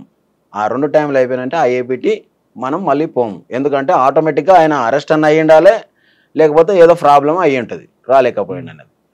మళ్ళీ పోయినామనుకో పోలీసులు అటాక్ చేయడానికి ఎక్కువ అవకాశం ఉంటుంది. అట్లనే ఒకసారి జరిగింది మాకు నల్గొండ కొరియర్కు. నాకు ఆయన చంద్రన్న అని ఉండే నల్గొండ కొరియర్. నేను మహబూబ్నగర్ నుంచి పోయినాం. షాద్నగర్ బస్టాండ్లో మాకు అపార్ట్మెంట్ ఉంది, ఏపీటీ ఉంది. ఏపీటీ ఏడ ఉంది అంటే బస్టాండ్లో క్యాంటీన్ హోటల్ ఉంటుంది. ఆ క్యాంటీన్ హోటల్లో పోయి కూర్చున్నాం. అయితే ఆ రోజు నేను పోయిన రోజు ఏమైందంటే ఆ క్యాంటీన్ బంద్ ఉంది. క్యాంటీన్ బంద్ ఉండడం వల్ల నేనేం చేసిన అంటే బయటనే కూర్చున్నాం, బయట బస్సులు పోయి. ఇక బస్ స్టాప్ నుంచి దాదాపు కొంచెం దూరం ఉంటుంది, ఒక 150 గజాలు 200 గజాల దూరం ఉంటుంది ఆ రోడ్డుకు, అది బస్ స్టాప్ లోపలికి రావడానికి. ఈయన అరెస్ట్ అయ్యాడు, చంద్రన్ అనేట ఆయన నల్గొండలో ఆయన అరెస్ట్ అయ్యాడు. ఆయన అరెస్ట్ కావని ఆయన అప్పుడు అంటే సంజీవ్ అనే దగ్గర కొరియర్ అనమాట. సంజీవ్ అన్న అంటే స్టేట్ కమిటీ ఆ సంజీవ్ అన్న కొరియర్ రావడం వల్ల అరెస్ట్గా అయ్యిండని చెప్పేసి పోలీసు వాళ్ళు ఏపీటీ మొత్తం క్లియర్ చెప్పేసిండు. ఇక పోలీసు వాళ్ళు వ్యాన్ ఆపి అక్కడ నుంచి దిగి పరిగెట్టుకుంటూ వస్తున్నారు. నేను చూస్తూ వెంటనే లేచి వేరే బస్సులో పోయి చక్కగా పోయి కూర్చున్నా. నాకు అర్థమైపోయింది ఇమ్మీడియట్లీ సమ్ ఏదో అరెస్ట్ అయ్యిండు, లేదంటే నా అడ్రస్ అన్న చెప్పిండు, ఈయన ఏదో జరిగింది అని చెప్పేసి. ఆ బస్సు ఎట్టుపోతుందో తెలియదు కానీ ఎక్కి బస్సు ఏడిపోతే ఆడికి ఒక టికెట్ తీసుకొని ఎక్కి చాలా దూరం పోయిన తర్వాత ఒక విలేజ్ దగ్గర దిగి అక్కడే ఉండి ఛాయ్ ఇంత ఒక బన్ను తిని మళ్ళీ రిటర్న్ వచ్చేసి హైదరాబాద్కి వెళ్ళేసి వచ్చిన. అట్లా జరుగుతుంటాయి. ఆయన అరెస్ట్ అయ్యిండు, సంజీవ్ అన్న అరెస్ట్ అయ్యింది అని చెప్పేసి అని నల్గొండలో రైల్వే ట్రాక్ వేల్చేసారు. రైల్వే దగ్గర మన వాళ్ళు పోయారు, అక్కడ నల్గొండ వాళ్ళు సంజీవ్ అన్న అరెస్ట్ అయ్యింది. ఎందుకంటే కొరియర్ అరెస్ట్ అయ్యిందంటే డీసీ ఆయన సెంట్రల్ స్టేట్ కమిటీ సెక్రటరీ కూడా అరెస్ట్ అయ్యిండేమో అనే దాని నుంచి దాడి చేశారు. ఆయన ఒక్కరిని అరెస్ట్ చేస్తే నేను వెంటనే కోర్టుకు హాజరుపరచాలి 24 గంటలు అని చెప్పేసి దాడి జరిగింది. అది వెంటనే నాకు నెక్స్ట్ డే చూసుకొని నేను రిటర్న్ మళ్ళీ వెళ్ళిపోయాను అనమాట. ఇప్పుడు ఈ ప్లాన్ ఎంత ఉంది కదా, మీరు షాద్నగర్ బస్ స్టాండ్లో ఉండాలని, లేదా జడ్చర్ల ట్రాక్ దగ్గర ఉండాలని, ఈ సబ్బు వాడాలని, లేదా ఈ పేపర్ పట్టుకోవాలి, ఇదంతా ఎవరు చెప్తారు మీకు? మాకు ఇక్కడ డీసీఎస్ చెప్పి పంపిస్తుంటాడు. ఆయనకి ఎలా తెలుస్తుంది? మొదలే మాట్లాడుకుని ఉంటారు. ఇప్పుడు వాళ్ళు ఫస్ట్ మనం పంపించే లెటర్లన్నా రాసి పంపిస్తుంటారు, అది ఏ విధంగా రాస్తుంటారు అనేది మొదలే ఉంటుంది ఆ ప్లాన్. ఆ ప్రకారంగానే మాట్లాడతాం. ఇప్పుడు మేము మళ్ళీ ఈ నుంచి రిటర్న్ అయిన తర్వాత దళాన్ని కలవాలంటే కూడా మళ్ళీ ఏపీటీ ఉంటుంది. ఒక విలేజ్ ఉంటుంది, గుండూరు అనే విలేజ్ ఉంది అనుకుందాం. గుండూరు అనే విలేజ్ కాడ ఊరు నుంచి ఒక 300 గజాల దూరంలో వచ్చి మనం వెయిటింగ్ చేయాలి. అంటే రోడ్డు మీద ఉండకుండా బయట ఉంటాం. దళం నుంచి వచ్చినటువంటి పర్సన్లు మనం పేరు పెట్టి పిలుస్తారు, ఏమన్నారు జంగయ్య అని అంటారు. అట్లా మనం దానికి రెస్పాండ్ అయ్యి వీళ్ళు మనోళ్ళే అరే వస్తున్నారు అని చెప్పేసి అని ఇంకా కలుసుకుంటాం అనమాట. అంటే పేర్లు అంటే మనం అనుకునే కోడ్తోటే నడుస్తుంటుంది అట్లా. ఆ విధంగా కలిసేవాళ్ళం. అంటే దళం మెంబర్ కలిసేటప్పుడు పేర్లతో పిలుచుకుంటారు. పేర్లు అంటే సొంతం పేర్లు వీళ్ళు, అదే ఏదో పేరుతో అనుకుని పోయింటాం అనమాట. ఇక్కడ కలిసేటప్పుడు మాత్రం మళ్ళీ ఫారెస్ట్ లో అయితేనేమో అరే విప్ప పువ్వు దొరికిందారా అని అంటాం అనమాట, చెట్టు దొరికిందా అని. ఇట్లా కోడ్ భాషలతోటే పిలిచేవారు. ఆ కోడ్ అని ముందే మీకు చెప్తారు. మేము మొదలు అనుకొని బయటికి వెళ్తాం. నన్ను పంపిస్తారు కాబట్టి కొరియర్గా నాకు ఈ పేరు అంటేనే పలకాలి, లేకపోతే పలకడం అనేది కష్టం. వేరే వాడు వచ్చి కూడా కూతలో వేస్తాం. ఆ కూతకు వినవాడి మనం పోయినామంటే తొందరగా బుక్ అయిపోతాం. అట్లా అట్లా అడవిలోకి వచ్చిన తర్వాత వెప్పు పువ్వు దొరికిందా లేదా ఇంకో కోడ్ ఇస్తారు అని. కోడ్ గోందు ఉందా, లేక గోందు అంటే వాళ్ళు చెట్టుకు తీస్తుంటారు సెంచోళ్ళు. అట్లా మనవాడని అప్పుడు దగ్గరికి వెళ్ళి ఓకే గోందు ఓకే వచ్చింది దొరికింది అని అంటే అప్పుడు కొంచెం దూరంలో ఉంటాం కాబట్టి కలుసుకొని వెళ్తాం అనమాట. అలా సంవత్సరం పని చేశారు, షాద్నగర్లో మిస్ అయ్యారు. ఇంకెప్పుడైనా అటువంటి జరిగాయి? అట్లా జరిగినాయి. ఒటవర్లపల్లిలో ఒకసారి. ఇక్కడ ఒటవర్లపల్లి శ్రీశైలం రూట్లో ఉంటుంది ఒటవర్లపల్లి. అవును. నేను దళం దగ్గర నుంచి అంటే నేను ఎక్కువ కొరియర్ కాబట్టి బయటకి ఎక్కువ పంపిస్తారు అనమాట. ఇక ఒటవర్లపల్లిలో ఎర్లీ మార్నింగ్ తెల్లవారుజామున లేసేసి ఆడ పోయి బస్ స్టాప్లో కూర్చున్నా 5-5:30 మధ్యలో. హోటల్ దగ్గర టీ తాగాలి, అక్కడ నుంచి బస్సు రావాలి, శ్రీశైలం నుంచే రావాలి, నేను సిటీ రావాలి. ఆ క్రమంలోనే పోలీసులు మందలుగా వచ్చారు. మొత్తం వాళ్ళంతా తిరిగి వచ్చారు. మొత్తం నక్సలైట్ల కోసం గాలింపు చేసుకొని దాదాపు ఒక 25-30 మంది దాకా వచ్చేసారు. టీ తాగుతున్నాం, వచ్చిరు అందరు కూర్చుంటున్నారు. ఏం చెప్పాలనో తెలియదు, ఏం క్వశ్చన్ వేస్తారో తెలియదు అని చెప్పేసి అని రాగానే వీళ్ళు ఏ బస్ అయితే ఎక్కుతారో నేను ఆ బస్ ఎక్కకూడదు. కొన్ని అచ్చంపేట వెళ్తాయి, కొన్ని డైరెక్ట్ హైదరాబాద్ వస్తుంది. హైదరాబాద్ వస్తే హైదరాబాద్ ఎక్కాలి, వీళ్ళు ఎక్కుతున్నారంటే నేను దిగాలి. ఎందుకంటే బస్సులు ఎక్కిన తర్వాత కూడా క్వశ్చన్ రేజ్ చేస్తాను అని చెప్పేసి అని కూర్చున్న కొద్ది క్షణాలలోనే ఒక బస్సు వచ్చేసింది. నేను బస్సు ఎక్కినా వాళ్ళు ఆ బస్సు ఎక్కలేదు. తర్వాత నెక్స్ట్ వాళ్ళు అచ్చంపేట బస్సు ఎక్కిపోయినట్లున్నారు. అట్లా అంటే కొన్నిసార్లు ఏమన్నా జరిగితే ఇంకా మన దగ్గర అప్పటికే మనకు షార్ట్ వేపర్ ఇచ్చి పంపిస్తారనమాట. తపంచ అని ఉంటుండే, తపంచ తీసుకొని బయటకు వచ్చిన నేను. తపంచ చూపించి ఎప్పుడైనా బయటకు వచ్చారు? బయటపడ్డారా? లేదు, ఎక్కడ చూపించలేదు, అంత రాలేదు. అప్పుడు మనకు తపంచ లోపలనే ఉంటుంది, ఎవరికి కూడా చూపించలేదు. అట్లా ఒక్కోసారి ఏపీటీ మిస్ అయింది అనుకో, అంత ఇబ్బంది అయినప్పుడు ఫైర్ చేయాల్సి వస్తుంది, ఇంకా తప్పదు. కానీ ఇంకా మన ప్రాణాలు కూడా ఆ రోజు ఇంకా పోయినాయని లెక్క. ఇంకా అంతే. ఫైర్ మీరు ఫైర్ చేసినాం, పీకేపల్లి అటాక్లో చేసినాం. అక్కడ కాదు, కొరియర్ వ్యవస్థలో ఎక్కడ కూడా జరగలేదు. ఒకసారి ఏపీటీ మిస్ అయింది అనుకోండి, మిస్ అవ్వగానే ఇంకా అరెస్ట్ చేశారు అనుకునే పార్టీ నిర్ణయిస్తుందా? దళం ఇప్పుడు నేను ఏదైతే ఒక దళం ఉంది అనుకుంటే, ఇప్పుడు కల్వకుర్తి దళం ఉంది, నేను దళంలో పనిచేస్తున్నా. ఏపీటీలు మనం పోతుంటాం వస్తున్నప్పుడు కలుస్తుంటాం కదా. ఒక విలేజ్, ఆ విలేజ్లో ఒక ఇంటి దగ్గర కుటుంబ సభ్యుల్లాగా మనకు పరిచయం చేసి ఉంటారు. అది దళ కమాండర్కి తెలిసి ఉంటుంది, షాక్ మెంబర్కి తెలిసి ఉంటుంది, డిప్యూటీ కమాండర్కి తెలిసి ఉంటుంది. నాకు ఆ ముగ్గురికి తెలిసి ఉంటుంది. ఆ ఇంట్లో 15 రోజుల వరకు నాకు ఏపీటీ, నేను పోయి ఆ ఇంట్లో ఉంటే వాళ్ళు 15 రోజుల వరకు అక్కడ వచ్చి తీసుకొని పోతారు. దళంలో ఉన్న సభ్యులకు ఎవరికి తెలియదు, షాక్ కమిటీకి మాత్రమే తెలుస్తుంది. ఆ షాక్ కమిటీలో ముగ్గురు ఉంటారు, దళ commander, deputy commander, shock member. అంటే పార్టీ మెంబర్ స్థాయి వచ్చిన వాళ్ళందరికీ కూడా షాక్ కమిటీలో ఛాన్స్ ఉంటుంది. అట్లా నేను కూడా పార్టీ మెంబర్ స్థాయి నాకు వచ్చేసింది. సర్క్యులేషన్ పంపిస్తుండ్రి, అన్ని తీసుకుంటుండ్రి. సాధారణంగా పేపర్లు తీసుకొస్తుంటారు కొంతమంది లోపలికి. అవును. మీకు ఎప్పుడు వస్తాయి పేపర్లు? పేపర్స్ ఇప్పుడు నేను బయటికి వెళ్ళినా అంటే ఇప్పుడు నల్గొండ పేపర్ కూడా వస్తుండే మా దగ్గరికి, ప్రకాశం వాళ్ళు కూడా కలుస్తుండ్రి, ప్రకాశం డిస్టిక్ పేపర్ వస్తుండే. అన్ని వాళ్ళు తీసుకొచ్చిన దగ్గర నా దగ్గరికి వస్తుండే. ఈ పేపర్స్ అన్నీ తీసుకొని నేను దళం దగ్గరికి తీసుకుపోతుండే. అంటే ఎక్కువ నాకు నల్లమలనే ఎక్కువ కాంటాక్టు. ప్రతి ఒక్క కొరియర్ నాకే కలుస్తుంటాయి. కానీ నేను నన్నంత నమ్మకం అనమాట పార్టీకి, నా పైన విపరీతమైన నమ్మకం. వాళ్ళు దళాలు మొత్తం అక్కడ ఉండి దాదాపు 100 మంది 200 మంది ఉన్నప్పుడు కూడా అక్కడికి చేరవేయడానికి నన్ను బయటకు పంపిస్తుంది. ఎందుకంటే మా అన్న దాంట్లో ఉండడం వల్ల ఈ తమ్ముడు ఎలాంటిది తప్పులు చేయడు అనే దాని నుంచి ఫుల్ నమ్మకం. అప్పుడు అట్లా ఉండే, రాను రాను కొంచెం తగ్గిపోయింది. కానీ తర్వాత ఎవరు కూడా ప్రాణం పోయినా చెప్పేదైతే ఉండదు. నీకు పేపర్ వచ్చేసరికి పొద్దున్న 6 7 అవుతుంది. రోజు రాదు సార్, అది టైం. ఒక రోజు పోతే వచ్చిన పేపర్లలో తీసుకొని పోవాలి అంతే. వారం ఇంకోసారో 5 రోజులు ఏ రోజుకి ఆ రోజు పేపర్ రాదు. ఓన్లీ రేడియోలనే వినాలే, ఎక్కడ ఏం జరుగుతుంది అనేది రేడియోస్ ఉంటుండే, చిన్న రేడియోలనే వింటుండ్రి మన వాళ్ళు. ఒకవేళ వాళ్ళ సమాచారం కిందకి రావాలనుకుంటే ప్రజలకి అప్పుడు ఏం చేసేవారు? వాళ్ళ సమాచారం అంటే పార్టీ సమాచారం ప్రజలకు చేరాలి. ఇప్పుడు మేము ఒక ఎన్కౌంటర్ అయింది, అది బోట్ ఆఫ్ ఎన్కౌంటర్ అన్నా లేదు రియల్ ఎన్కౌంటర్ అన్నా, చనిపోయిన వ్యక్తులు ఎవరు అనేది మెసేజ్ పంపిస్తుంటారు పార్టీ. మనం పేపర్ స్టేట్మెంట్లు ఇస్తాం. అది ఎలా పంపిస్తుంటారు? మన దళ కమాండర్ వాళ్ళు ఇస్తే మనకు కొంతమంది గ్రామాలలో కూడా ఉంటుండ్రి అప్పుడు విలేకరులు. అంటే మన ఏపీసీఎల్సీ వాళ్ళు కూడా ఉంటుండ్రి గ్రామాలలో, కొంతమంది స్కూల్ పెట్టుకొని ఉంటుండ్రి. అవన్నీ అట్లా వాళ్ళ దగ్గర పోయి మనం సమాచారం ఇస్తాం. వాళ్ళకు పోయి ఇస్తే వాళ్ళు తీసుకుపోయి పంపిస్తాం. ఓకే. నేను మహబూబ్ నగర్లో పురుషోత్తం అన్న ఉండే, ఏపీసీఎల్సీ పురుషోత్తం. ఓకే. అవును. అడ్వకేట్గా చేస్తుండే. చనిపోయినట్టున్నారు. చనిపోయాడు. నేను ఆయన దగ్గర వాళ్ళది ఎస్టీడీ బూత్ ఉంటుండే, ఎస్టీడీ రైల్వే స్టేషన్ దగ్గర ఉంటుండే మహబూబ్నగర్లో. ఆయన భార్య అక్క ఉంటుండే ఎస్టీడీలో. ఎవరున్నా నేను డైరెక్ట్ పోయి లెటర్స్ అక్కడ ఇచ్చేసి వస్తుంటే, ఆయన మస్తు సార్లు కూడా కలుస్తుంటే. ఏదన్నా ఎమర్జెన్సీ సమస్య వచ్చినప్పుడు పోయి చెప్తుంటే, ఇట్లా నాకు ఇప్పుడు నేను అన్నా కదా షాద్నగర్ దగ్గర నాకు ఎప్పుడైతే మిస్ అయిందో, నెక్స్ట్ డే ఆ రోజు నైట్ పోయి పురుషోత్తం అన్నని కలిసిన నేను. అన్న ఇట్లా సంజీవ్ అన్నకి ఏదో అయినట్లుంది, ఆయన అయితే రాలేదు, ఏపీటీ మిస్ అయింది, పోలీసు వాళ్ళు విపరీతంగా వచ్చిండ్రు, నాకు ఏపీటీ అయితే మిస్ అయింది అని చెప్తే ఆయన వెంటనే 24 గంటల్లో సంజీవ్ను ఆయన కోరియర్ చంద్రన్ అనే ఇద్దరిని కోర్టుకు హాజరుపరచాలని చెప్పేసి పేపర్ స్టేట్మెంట్ ఇచ్చాడు. అంటే మేము పోయి చెప్పడం వల్ల నాకు అది వెంటనే జరిగింది కదా. అది జరిగింది, మరి ఇన్ఫర్మేషన్ ఇవ్వాలి, బయటికి తెలవాలి, లేకపోతే అరెస్ట్ అయిపోయింది అనేది అర్థమైపోయింది కంప్లీట్గా. కరెక్ట్గా అరెస్ట్ అయ్యింది. కానీ సంజీవ్ అన్న అరెస్ట్ కాలే. సంజీవ్ అన్న స్టేట్ కమిటీ ఆయన కాలే. సాధారణంగా మీ కొరియర్ వ్యవస్థలో మీరు అనుకున్న ఏపీటీ సక్సెస్ అయినప్పుడు ఒక వ్యక్తి తారసపడతారు. మీరు అన్నట్లు ఇందాక పేపరో లేదంటే సబ్బో ఏదో ఒకటి ఇండికేషన్ చూపించుకుంటారు. డైరెక్ట్గా ఐ టు ఐ చూసి మాట్లాడుకుంటారా, లేదా ఒకవైపు తిరిగి మాట్లాడుకుంటారా?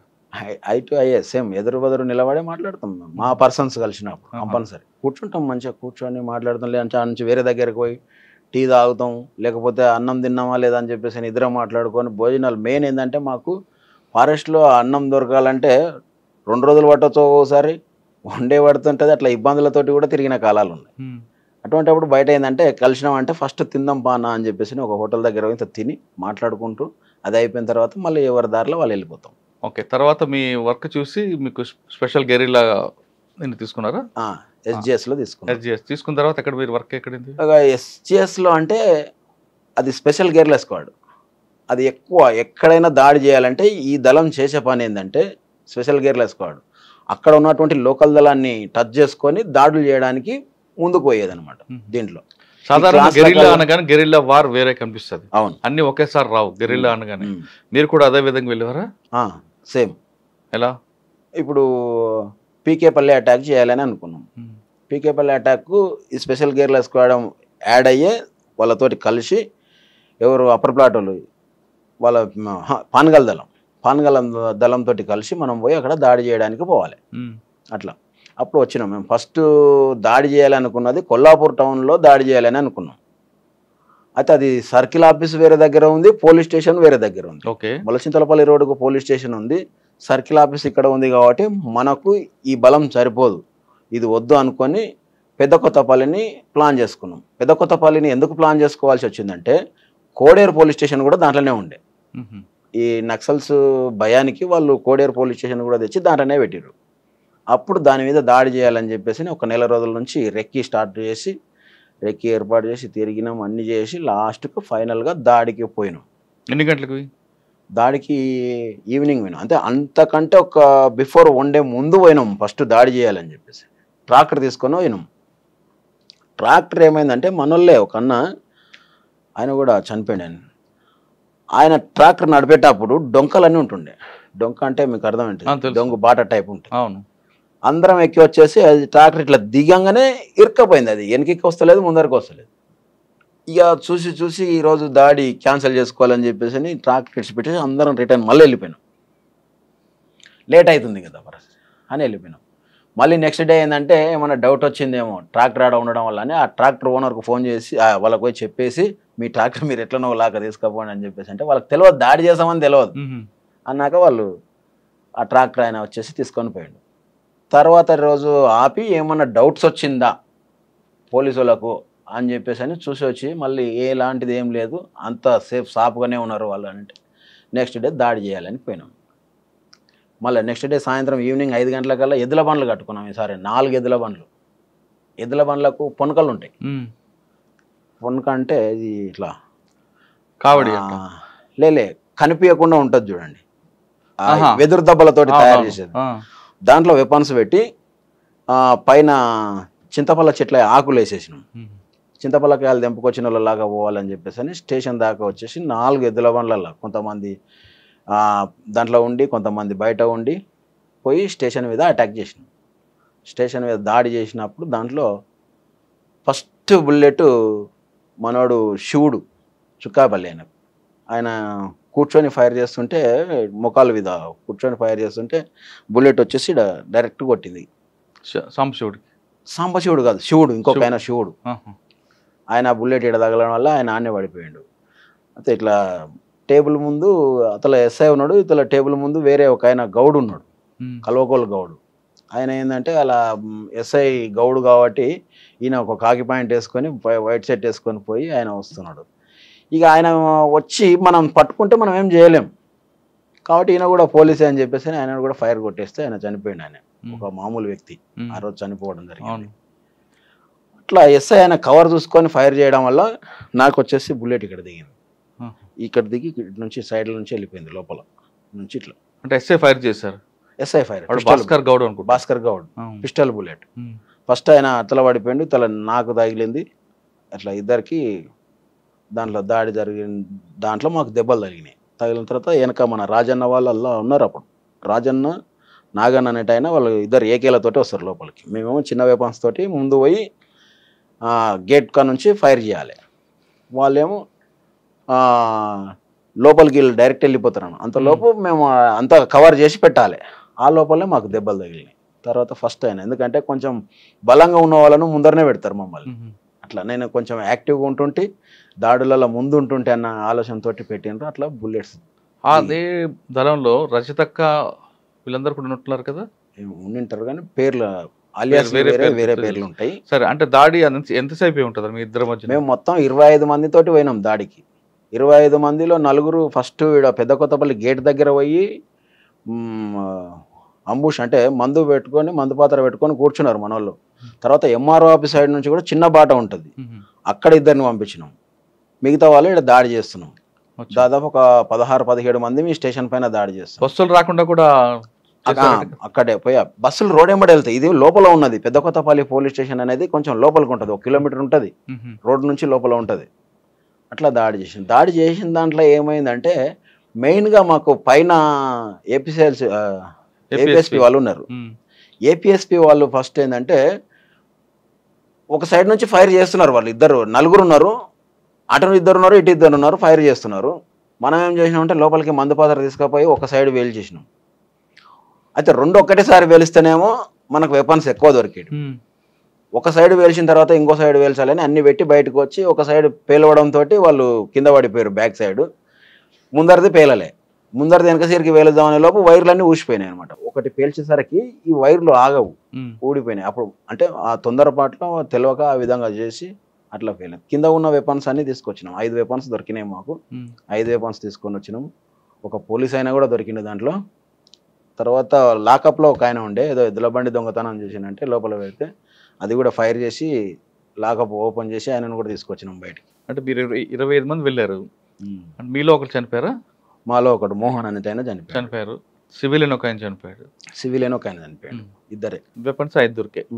అయితే ఇప్పుడు లోపల ఒక ఆయన వంటలు చేస్తున్నా అని చెప్పేసి ఆయన ఏపీఎస్ ప్యాన్ని ఆయన దొరికితే ఆయన దగ్గర మాట్లాడి, నువ్వు మనోడు ఇక్కడ కింద పడిపోయాడు కదా, తీసుకొని బయటికి రా అంటే ఎత్తుకొని వచ్చిండు బయట. వాళ్ళు ఏం చేస్తున్నారంటే లైట్ వెలుతురు నుంచి కూడా ఫైర్ చేస్తున్నారు పైనుంచి. లైట్ వెలుతురులో మనిషి బయటికి లోపలికి పోతుంటే ఆ నీడను చూసి కూడా ఫైర్ చేస్తున్నారు పోలీసు వాళ్ళు. అప్పుడు మొత్తం మేము లైట్లన్నీ ఫైర్ చేసి పలగొట్టేసినాం. దాదాపు 2 గంటలు జరుగుతుందా? 40 నిమిషాలే చేయాలని అనుకున్నాము కానీ 1.5 పైన పట్టింది, చాలా టైం. ఇంత రెక్కి వేసిన తర్వాత కూడా ఎందుకు ఫెయిల్ అయ్యారు? ఫెయిల్ ఏం కాలేదు, సక్సెస్ అయినట్లే. కాకపోతే మనోడు అనుకోకుండా అది బుల్లెట్ ఇప్పుడు ఇట్లా డోర్ ఉంటుంది కదా, దాని సైడ్ నుంచి ఫైర్ చేస్తున్నాడు కాబట్టి ఎస్ఐ కొట్టిన బుల్లెట్ డైరెక్ట్ వచ్చి తగిలింది అంతే. దానివల్ల ఒక్క పర్సన్ మాత్రమే లాస్ అయ్యింది. పార్టీ దీని మీద సమీక్ష జరిపిందా? జరిపింది. ఏమన్నారు అంతలో? ఇక ఏమన్నారంటే ఇదే తొందరపాటు, కొంత ఇంకా అనుభవం లేని పిల్లలని ఇట్లా రకరకాలతోటి ఇంకా దాడులు అనేటివి కామన్గా జరుగుతుంటాయి. దీంట్లో లాస్ అవుతామనే సంగతి కూడా తెలుసు కాబట్టి. అంటే వారికి మీ పార్టీ తరఫు అబ్జర్వేషన్ చేయడానికి ఎవరు ఉంటారా? పార్టీకి అబ్జర్వేషన్ అంటే ఏం జరుగుతుందని వాళ్ళు వారిలో ఉండరు, పక్క నుండి ఎవరు తప్పు ఎవరు ఒప్పు అని చెప్పడానికి ఎవరు ఉంటారా? అట్లా అన్నీ ఏముండదు. అంటే దళంలో అందరూ కలిసే మాట్లాడుతుంటారు. ఫస్ట్ డిసిఎస్ జిల్లా కమిటీ మొత్తం కూర్చుంటుంది, డిసిఎంలు ఉంటారు, డిసిఎస్లు ఉంటారు. అక్కడ కాదు, వారు జరుగుతున్నప్పుడు మీకు వాళ్ళకి యుద్ధం జరుగుతున్నప్పుడు అప్పుడు ఎంతసేపు ఉన్నా కాషన్ ఫాలో కావాల్సిందే. అప్పుడు మాకు నా జిల్లా కమిటీ మెంబర్ నాగన్ననే మిస్టేక్ జరిగిందని చెప్పేసి ఆయన విధంగానే మాట్లాడినారు తప్ప ఇంకెలాంటిది అంటే తర్వాత మాట్లాడుతాం. అప్పుడు దాడి జరిగేటప్పుడు ఎలాంటిది అందరూ అయిన తర్వాత ఎక్కడికి రిట్రీట్ ఎక్కడికి వెళ్ళారు? మళ్ళీ మేము యాపట్ల అనే ఒక విలేజ్ ఉంటుంది, యాపట్ల దాకా నడుచుకుంటూ వెళ్ళినాము.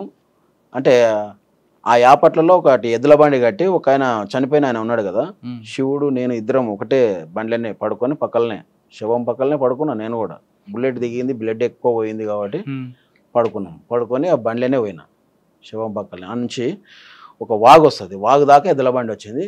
మళ్ళీ ఆ నుంచి మమ్మల్ని ఎత్తుకొని పోయారు ఇద్దరిని. సార్ మీరు ట్రీట్మెంట్ ఎక్కడ తీసుకున్నారు? ట్రీట్మెంట్ వచ్చేసి అక్కడి నుంచి ముననూరు దగ్గర వీళ్ళు ఉంటారు, నర్సులు ఉంటారు. ఆ నర్సు ఇండ్ల కాడికి ఏకంగా మన వాళ్ళు పిలిపించారు ఒక డాక్టర్ను. ఆ డాక్టర్ వచ్చేసి అక్కడ చూసి మొత్తం చేసి, ఇక్కడైతే మనకి ఇటు సైడ్ ఏమో చిన్నగా హోల్ పడుతుంది బుల్లెట్ దిగినప్పుడు, ఇటు సైడ్ ఎక్కువ అయింది. ఎంట్రీ దగ్గర చిన్నది, ఎగ్జిట్ దగ్గర ఇట్లా పెద్దగా ఉంటుంది. ఎందుకంటే వెపన్ లో లోపల థ్రెడ్స్ ఉంటాయి. బుల్లెట్ వెళ్ళేటప్పుడు ఇట్లా వెళ్తుంది కాబట్టి లోపల నుంచి బయటకు వెళ్ళేసరికి ఈ విధంగా వెళ్ళింది అనమాట. అట్లా ఈడి దాకా కుట్లేసిండ్రు. అంటే నేనుండి ఏంటంటే సరే ఏదైనా సరే కానీ కరిగిపోయే కుట్లు ఉంటాయి కదా అవి వేయండి అంటే వేసేసి, మళ్ళీ రావాలంటే మాకు ఇబ్బంది అని చెప్పేసి చెప్తే వేసి. ఓకే, తర్వాత ఇక్కడ ఎంతకాలం పనిచేశారు స్పెషల్ గెరిలాలో? ఇక స్పెషల్ గెరిలా నాకు ఆ బుల్లెట్ ఎప్పుడైతే తగిలిందో అంటే ఇంకా ఫైనల్గా అప్పుడు నేను ఒక ఆలోచన, అంటే రివర్స్ అమ్మ నాయన అనేది గుర్తొచ్చిందా అని మీరు ఫస్ట్ అన్నారు చూడు, అప్పుడు అమ్మ గుర్తొచ్చింది. డబ్బు తగిలితే అమ్మ గుర్తుకొచ్చింది. అప్పుడు అమ్మ గుర్తుకొచ్చింది. అప్పటికి అన్న నల్గొండ డిస్టిక్లో కనగల్ దళ కమాండర్గా చేస్తున్నాడు. ఇక అన్నకు లెటర్ పెట్టిన, నేనైతే ఉండాలని అనిపించట్లేదు, నాకు నేను అమ్మను చూడాలని అనిపిస్తుంది, నేను వెళ్తా అని చెప్పేసి అని. అది అంతే. ఈ బుల్లెట్ తగిలినాక ఒక 2 months తర్వాత బ్యాక్ వచ్చేసిన. బ్యాక్ వచ్చి నేను మళ్ళీ పోయినా దళం దగ్గర. వచ్చి అమ్మ వాళ్ళని అంతా కలిసిన తర్వాత అమ్మ ఏడవడం, ఇబ్బంది పెట్టడం, అరే మీకోసం ఇట్లా నేను అదేపోయినంటే, సరే అమ్మ నేనైతే నక్సలైట్లు ఏం పోలే, అన్న పోయిండు, నేను హైదరాబాద్లో పని చేస్తున్నా, నా గురించి ఎవరికి తెలియదు అప్పటి వరకు కూడా, అన్న మాత్రమే తెలుసు. అన్నాక నేను హైదరాబాద్లో పని చేస్తున్నా ఎట్లా అని చెప్పేసి అన్నాక, సరేరా అయితే అయ్యింది, ఇంక ఇప్పుడన్నా వచ్చి ఇంటికాడ ఉండు అంటే, సరే అమ్మ వస్తా, కానీ నాకు ఇంకొక నెల రోజులు టైం ఇవ్వండి, నేను పోయి మాట్లాడేసి వస్తాను అని చెప్పేసి మళ్ళీ దళం దగ్గరికి వెళ్ళిన. దళం దగ్గరికి అంటే మళ్ళీ ఏపీటీ తీసుకొని, నాకు ఆల్రెడీ 2 months తర్వాత ఏపీటీ పెట్టుకొని వచ్చిన అనమాట. వచ్చి మళ్ళీ వెళ్ళిన. ఎవరు అశోక్ అన్న దగ్గరికి పంపించిండు. లింగాన్ అని ఉండే, తొంటశైలి లింగాన్ అంటే ఆయనకు అచ్చంపేటలో ఒకసారి డిపో వేల్చేటప్పుడు పెట్రోల్ పోసి అంటు పెడితే చేయి కాడికి వెళ్ళిపోయింది అనమాట. అయ్యో. ఆయన మా డీసీఎం అంటే జిల్లా కమిటీ మెంబర్ ఉండే. ఆయన ఉండి, తమ్ముడు నువ్వు మేము చెప్తే వినవు, నువ్వు ఒకసారి అశోక్ అన్నను కలువు, నీకు అశోక్ అన్నకు మంచిగా ఉంటుంది అని చెప్పేసి అప్పుడు అశోక్ అన్న దగ్గరికి పంపించాడు. అప్పుడు అశోక్ అన్నను పోయి కలిస్తే ఆయన దగ్గర ఉండాలి తమ్ముడు, నువ్వు ఇక్కడనే ఉండు, ప్రజలలో మనం పని చేయాలి, మనం బయట పోయి బతకలేము, చాలా కష్టం ఉంటుంది అని చెప్పేసి అనేది మాట్లాడాడు. అంటే ఏమన్నా నాకైతే అమ్మ మీద ప్రేమతోటి బయటికి వెళ్ళినా, అమ్మ దగ్గర కూడా చెప్పొచ్చిన, వస్తామ్మా నేను నెలలోపు వస్తా అని చెప్పొచ్చిన. అంటే ఆయన ఉండు, ఒక నెల రోజులు ఉండు అని ఎంబడి పెట్టుకొని ఉండి, ఇప్పటికైనా ఆలోచన చేయంటే లేదు వెళ్ళాలని అనిపిస్తుంది, నేను వెళ్తా అన్నకు మళ్ళీ లెటర్ పెట్టినామంటే లెటర్ పెట్టినా, అన్నకు పంపించిన. అన్నకు నా నుంచి అశోక్ అన్న నన్ను బయటికి పంపించాడు. ఫైనల్ నా నుంచి బయటకు వచ్చేసి. ఎవరి ద్వారా సరెండర్ అయ్యారు? మా ఊర్లో సహదేవ్ యాదవ్ అని ఒక ఆయన మున్సిపల్ చైర్మన్ ఉండే మహబూబ్ నగర్లో. ఆయనది మా ఊరే సొంతం. అంటే వాళ్ళ నాయన వాళ్ళ అన్న సర్పంచ్ చేస్తుండే. ఆయన దగ్గరికి పోయి మా వాళ్ళందరూ కలిసి మున్సిపల్ చైర్మన్ సహదేవ్ యాదవ్ తీసుకుపోతే ఆయన ఎస్పీకి చెప్పి మాట్లాడి. ఎవరు ఎస్పీ? జితేంద్ర ఎస్పీ ఉండే, జితేంద్ర. ఆయన తర్వాత ఏఎస్పీ ఓఎస్డీగా నాగురావు సార్ ఉండండి, తెలుగు. ఆయన ఒక్కడే తెలుగు మాట్లాడుతుండే నాగురావు. ఆయనకు రాకుంటుండే, జితేంద్రకు అసలు తెలుగే రాకుంటుండే. వాళ్ళు మాట్లాడి అంతా చేసి సరెండర్ అయితే అయిపోయాను. సరెండర్ బయటకు వచ్చారు. ప్రభుత్వం మీకు ఏదో ఇచ్చింది అప్పుడు ఇవ్వాల్సింది? నాకు ఆటో ఇచ్చింది. ఆటో తీసుకొని బతకాలి అని చెప్పేసి, తర్వాత వ్యవసాయ పొలం ఇస్తామని చెప్పేసి అని చెప్పింది. ఇక మస్తు చెప్పింది కానీ అన్నీ చేయలేరు వాళ్ళు. ఏమి ఇచ్చారు? ఒకటి ఆటో ఒకటి ఇచ్చారు. ఆటో ఒకటి ఇచ్చారు. కానీ మీరు బయటకు వచ్చారు అమ్మ మీద మమకారంతో. అన్నకు కూడా రమ్మని పేపర్ స్టేట్మెంట్ ఇచ్చారు. ఆటో ఇచ్చినప్పుడు వీళ్ళు డిపార్ట్మెంట్ వాళ్ళు ఇట్లా, ఇగో నీకైతే హెల్ప్ చేస్తున్నాం కదా, అన్నకు కూడా మంచిగా చేస్తాం, మరి అన్నను కూడా బయటికి తీసుకురావాలి అని చెప్పేసి అంటే మాట్లాడాల్సి వచ్చింది. సరే, మీ ప్రకటనకి అన్న స్పందించారా? స్పందించిందంటే ఆయన అప్పటికే నా మీద విపరీతమైన కేసులు ఉన్నాయి, నేను ఒక దళ కమాండర్గా చేసినా కదా, నేను వచ్చి సరెండర్ అవ్వడం కరెక్ట్ కాదు, నేనైతే రాను అనే ఆయన ఆలోచనతోటి ఉండినాడు. కానీ మళ్ళీ ఆయనకు ఒక ప్రేమ ఏంటంటే, తమ్ముడు చిన్నోడు కదా, వీనికి ఏం తెలిసి తెలియని వయసులో ఇక్కడ తీసుకొచ్చినాము, వీడు ఏ విధంగా బతుకుతాడు బయట ప్రపంచంలో అని చెప్పేసి అని ఆయన కూడా కొంచెం ఆలోచన చేసి బయటికి రావాల్సి వచ్చింది. ఎప్పుడు వచ్చారు ఆయన? నేను వచ్చిన ఒక 2-3 yearsకి వచ్చిండు బయటికి. నేను వచ్చేసి మ్యారేజ్ చేసుకున్నా. బయటకు వచ్చిన తర్వాత, మ్యారేజ్ అయిపోయిన తర్వాత ఆయన బయటకు సరెండర్. మీ పెళ్ళికి కూడా రాలేదు ఆయన? రాలేదు. తర్వాత ఆయన పెళ్లికి మేము వెళ్ళినాం. ఆయన బయటకు వచ్చాక పెళ్లి చేసుకున్నారా? ఆయన బయటకు వచ్చిన తర్వాత ఆయనకు పెళ్లి చేసుకున్నారు. మీరు లోపల నుంచి బయటకు వచ్చాక అన్న లోపల ఉండి ఏ కార్యక్రమాలు చేశారు నల్గొండ జిల్లాలో? వాళ్ళకే తెలిసి ఉంటే మనకి. అన్న బయట చాలా కేసెస్ ఉన్నాయి. అప్పటికి 80 కేసులే ఉండే అన్న పైన. ఇక అప్పుడు వినాయక్ ప్రభాకర్ ఆప్టే అని ఒక నల్గొండ ఓఎస్డి ఉండే, ఓఎస్డి ఉండే మామ్నార్లో. ఆయన ఒకటి అడుగుతుండే, చెప్పన్నా చెప్పు, అన్నం తీసుకురా, బయటికి తీసుకురా, మేము ఉన్నాము, ఏం కానీ ఏం అది ఇది అని చెప్పేసి అంటే ఆయన ఎస్పీ బాలసుబ్రహ్మణ్యం ఉండే ఎస్పీ అప్పుడు. వాళ్ళిద్దరు బాగా ఇబ్బంది పెట్టి నన్ను తీసుకురా అంటే అన్న అనుకోకుండా ఒకసారి హైదరాబాద్లో మా రిలేటివ్ దగ్గర ఒక ఫోన్ కాల్ లింక్ పెట్టుకొని బయటకు వచ్చేసి ఆయన బెంగళూరులో పోయి ఉన్నాడు. ఆ ఫోన్ కాల్ వల్ల మన వాళ్ళు కలవడం వల్ల ఫోన్ కాల్లో నేను బెంగళూరు వెళ్ళాల్సి వచ్చింది. అప్పుడు నేను అమ్మని తీసుకొని బెంగళూరు పోయి మాట్లాడి అంతా చేసి, సరే ఇప్పుడు మనకి ఇన్ని కేసెస్ ఉన్నాయి, ఇప్పుడు నేను వచ్చి సరెండర్ అయ్యేది ఏంది, అవసరం లేదు, మనకు ఇబ్బందులు చాలా అయితే తిరగలేము, నీవే ఎన్నో ఇబ్బందులు పడి తిరుగుతున్నావు కదా అని అంటే సరేలే అని చెప్పి ఆ విషయాన్ని అనుకోకుండా మాట్లాడి ఎస్పీ దగ్గర మాట్లాడితే, మేము కేసులే లేకుండా సరెండర్ చేస్తాము అనే లెవెల్లో మాట్లాడి ఆయన్నే వినాయక్ ప్రభాకర్ ఆప్టే బాగా క్లోజ్ అయిపోయింది నా దగ్గర. వాళ్ళు ఆ నుంచి కిషన్ సార్ ఉంటాడు. కిషన్ సార్ కూడా ఉండే కొత్తకోటలో. ఆ సార్ వీళ్ళంతా ప్రోత్సాహంతో సార్ బాగా హెల్ప్ చేసిండు మాకు. కిషన్ సారు, తర్వాత వినాయక్ ప్రభాకర్ ఆప్టే సారు కొంచెం. ఆ నుంచి పోయి ఇక నన్ను బెంగళూరుకు పోయినాం. వీళ్ళు పోలీసు వాళ్ళు వచ్చారు నా ఎంబడి.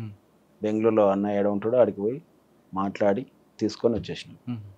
ఏం కాదు, సరెండర్ చేస్తామని తీసుకొచ్చారు. ఆ. అదే వీళ్ళు మాట ఇచ్చారు, అదే మాట నిలబడ్డారు పోలీసులు. నిలబడ్డారు. ఎస్పీ బాలసుబ్రహ్మణ్యం, వినాయక ప్రభాకర్ రాప్టే వీళ్ళు ఇద్దరు కలిసి మాట ఇచ్చి వీళ్ళని పంపిస్తే తీసుకొచ్చి సరెండర్ చేశారు. సరెండర్ అయిన తర్వాత ఆయన ఫస్ట్ నుంచి కూడా కొంచెం స్కూల్ పెట్టాలనే ఆలోచన, స్టడీలో బాగుంటుండే కాబట్టి అదే ఆలోచనతోటి స్కూల్ పెట్టేశాడు. అని మీరు బయటకు వచ్చారు అమ్మ మీద మమకారంతో. అవును. వచ్చిన తర్వాత ప్రజలందరూ మిమ్మల్ని చూసి మాజీ నక్సలైట్ అని భయపడ్డారా, లేదా మనవాడే అని చెప్పి మీకు ఆదరించారా? నేను ఊర్లోకి రాగానే ఏమైంది సార్ అంటే, ఒకటి ఎన్కౌంటర్ జరిగింది కల్వకుర్తిలో. అశోక్ అన్న చనిపోయాడు. అశోక్ అన్న వెంబడి ఇంకొక దళ సభ్యుడు చనిపోయాడు. అయితే మనోళ్ళు పోయి చూసి ఏమైనారంటే, ఆనంద్ చనిపోయాడు, ఈయన ఆనందే అని చెప్పేసి అని పోలీసులకు చెప్పారు. అసలు ఈ ఆనంద్ ఎవరు అని చెప్పేసి అని ఎస్పీ సీరియస్గా తీసుకొని ఇంటికి పంపించిండు. అప్పుడు నేను బయటికి రాలే, అప్పుడు నేను అండర్ గ్రౌండ్లోనే ఉన్నా, కొరియర్గా చేస్తున్నా. నాకు కూడా తెలియదు. ఊరు దాకా పాకింది. ఊర్లోకి పోలీసు వాళ్ళు పోయి, మీ ఓడు చిన్న తమ్ముడు చనిపోయాడు అని మా అన్న వాళ్ళను, మా అమ్మ వాళ్ళని అడిగితే ఇంకా వాళ్ళంతా ఏడుపులు గగ్గోలు పెట్టి, ఈ శవాన్ని తీసుకురానికే పోతే కూడా మళ్ళీ మాకేమో ఇబ్బందులు, వాడు పోతే పోని, మాకైతే తెలియదు సార్, వాడు ఎవడో మాకు తెలియదు అని చెప్పేసి అని ఎవరు పోయలేరు. తర్వాత ఈ ఆనంద్ కాదు, ఇతను వేరే చంద్రమౌళి అని చనిపోయింది అజిలాపురం ఆయన అనుకొని అయిపోయింది. నేను ఊర్లోకి రాగానే అందరూ, అరే చనిపోయినాడు వస్తున్నాడు అని, సాగర్ గారు చనిపోయింది కదా ఎట్లా వస్తున్నాడు అని చెప్పేసి అని అందరు అడుగుతున్నారు. కానీ నాకు డౌట్ రాలే, అప్పటికి కూడా తెలియదు. మనం అప్పుడు అనుకోకుండా వచ్చిన నేను సడన్గా అమ్మని చూడాలి అని ఆలోచన. సరే ఎందుకు అంటున్నా తెలిస్తే ఇట్లా పోలీసు వాళ్ళు వచ్చిండ్రని ఇంటికి పోగానే చెప్పారు అనమాట. చనిపోయిన కొడుకు కళ్ళ ముందు కనబడితే అమ్మ రియాక్షన్ చాలా ఆనందపడ్డది. అసలు ఇంకా ఆమె ఇంకా హౌదులు లేవు, వాళ్ళ తమ్ముళ్ళ దగ్గరికి తీసుకొని పోయింది వాళ్ళ ఊరికి. వీనైతే వదలకాకండి, వీని ఇక్కడనే కట్టేయండి, వీడు పోతే దొరకడు అనే ఆలోచనతో, అంటే ఆ ప్రేమలా అట్లా చేస్తుంది అనమాట. అంటే మీరు బయటకు వచ్చారు, మీరు అన్న, అప్పటి నుంచి ఇప్పటి వరకు సాధారణ కొంతమంది నక్సలెట్లు రియల్ ఎస్టేట్ దందాలు చేసుకుంటూ సెటిల్మెంట్ చేసుకుంటూ కనిపిస్తుంటారు. అందరూ అలా కాదు, కొంతమంది మాత్రమే. కొంతమంది ఇప్పుడు కూడా పార్టీ నేర్పిన క్రమశిక్షణతోని అదే మాట మీద నిలబడి ప్రజల కోసం పనిచేసే వాళ్ళు ఉంటారు, మీలాంటి వాళ్ళు కొంతమంది. మీరు ఆ దారి ఎత్తుకోకుండా ఈ దారిలోకి ఎందుకు వచ్చారు? అంటే ఈరోజు ఈ ఉన్నటువంటి వ్యవస్థ చాలా ఘోరంగా ఉంది. చిన్న చిత్క వాళ్ళను కూడా ఇబ్బందులు పెట్టి లేనిపోని సమస్యలు ఇరికిచ్చే లెవెల్కి వచ్చేసారు. అటువంటి టైంలో మనకి ఎందుకు, మనం వచ్చినాం కదా బయటికి, మనం ఏందో మనం వద్దనుకున్నాం. పార్టీ ఎప్పుడు ఎల్లవేళలా అది పవర్ఫుల్లే. ఎవరికైతే సమస్య వస్తాడో వాడు మళ్ళీ నక్సలైట్ అయితేనే ఉంటాడు. ఇప్పుడు మేము ఆగిపోయినామని కాదు, అది ఎల్లకాలం పుడుతూనే ఉంటుంది. దాని జోలికి మనం పోవద్దు. మనం వద్దనుకున్నాం, సరెండర్ అయినాం. మన భవిష్యత్తు ఏందో మనం మంచిగా బతకాలి, కానీ వేరే ఎటువంటి ఏ దానికి కూడా పోవద్దు అని చెప్పేసి అని మా కుటుంబం జీవనాధారం కోసం బతుకుతున్నాం. అంటే మాకు శాతగాక బయటకు వచ్చినట్లే ఒక రకంగా చెప్పాలంటే. నల్లమల్ల అనగానే ఒకప్పుడు పీపుల్స్ వారికి పెట్టిన కోటది. అటువంటిది నల్లమల్ల పూర్తిగా పార్టీ వెళ్ళిపోవడం మీరు ఏ విధంగా అర్థం చేసుకుంటారు? అంటే ప్రజలకి ఫారెస్ట్ వచ్చేసి చాలా చిన్న ఫారెస్ట్. శ్రీశైలం నుంచి కర్నూలు ప్రకాశం వరకు ఉంటుంది ఫారెస్ట్. చాలా చిన్న ఫారెస్ట్ కావడం వల్ల వీళ్ళు పోలీసు వాళ్ళు జల్లెడ పట్టడానికి చాలా ఈజీ అయిపోయింది. తర్వాత రాను రాను మేము సరెండర్ అయిపోయిన తర్వాత కొంత ఏమైపోయిందంటే, ఈ మాజీలను తర్వాత మిలిటెంట్లను కొంతమందిని తీసుకుపోయి పోలీసు వాళ్ళు మొత్తం అడవిని ఎక్కడ ఉన్న జల్లెడ పట్టేసి ఎక్కడెక్కడ ఎట్లా తిరుగుతారు ఏంటిది అనేది తెలిసేసుకున్నారు. ఆ నుంచి ఏంటంటే మామూలు వాళ్ళని అందరినీ కూడా బయటికి తీసుకొచ్చి సరెండర్స్ చేయించారు. కొంచెం పై స్థాయి ఉన్న వాళ్ళని ఎన్కౌంటర్లు చేసి చంపిండ్రు డిపార్ట్మెంట్. అట్లా ఇక్కడ ఎవరు కూడా మిగలలేకపోతున్నారు. అందుకని అందరు ఇప్పుడు ఏఓబి సైడు వెళ్ళిపోయినారు చాలామంది. అంటే మీకు మాజీ నక్సలైట్ అనగానే ఒక ముద్ర ఉంటుంది, అది ఒక విధంగా గౌరవంగా చూపిస్తారు. కొంతమంది దాన్ని చెడుగా కూడా మార్చి ఉంటారు. చెడుగా చూపించిన సంఘటనలు వచ్చాయా, అలా గౌరవప్రదంగా ఉన్న సంఘటనలు ఎదురుపడ్డాయా? రెండు ఉంటాయి సార్. బయటికి రావడంతో ఏంటంటే చెడు ఉంటుంది, మంచి ఉంటుంది. ఇప్పుడు ఎవరికి కూడా అందరు ఈయన మంచి అని అయితే ఏం అనుకోరు. అసలు యాక్చువల్గా ఏంటంటే దళంలో ఉన్నప్పుడు ఉన్నంత ఆనందం మాకు బయటకు వచ్చినాక లేదు. ఎందుకంటే దాంట్లో ఎంతోమంది ప్రాణాలు పోగొట్టుకుంటున్నారు, ఎంతోమంది పోతున్నప్పుడు మేము ఒకసారి అనిపిస్తుంది మేము ఎందుకు బతికినాం అన్నట్లు ఆ ఫీలింగ్ కూడా వస్తుంటుంది.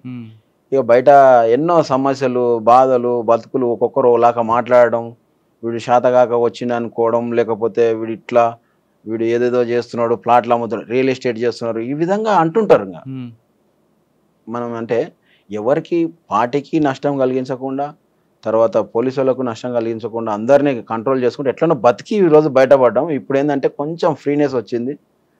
ఉంటున్నాం హ్యాపీగా అంతే. కానీ కొంతమంది బయటకు వచ్చాక హత్యలు గురవడం జరుగుతుంటాయి కదా మాజీలు. అవును.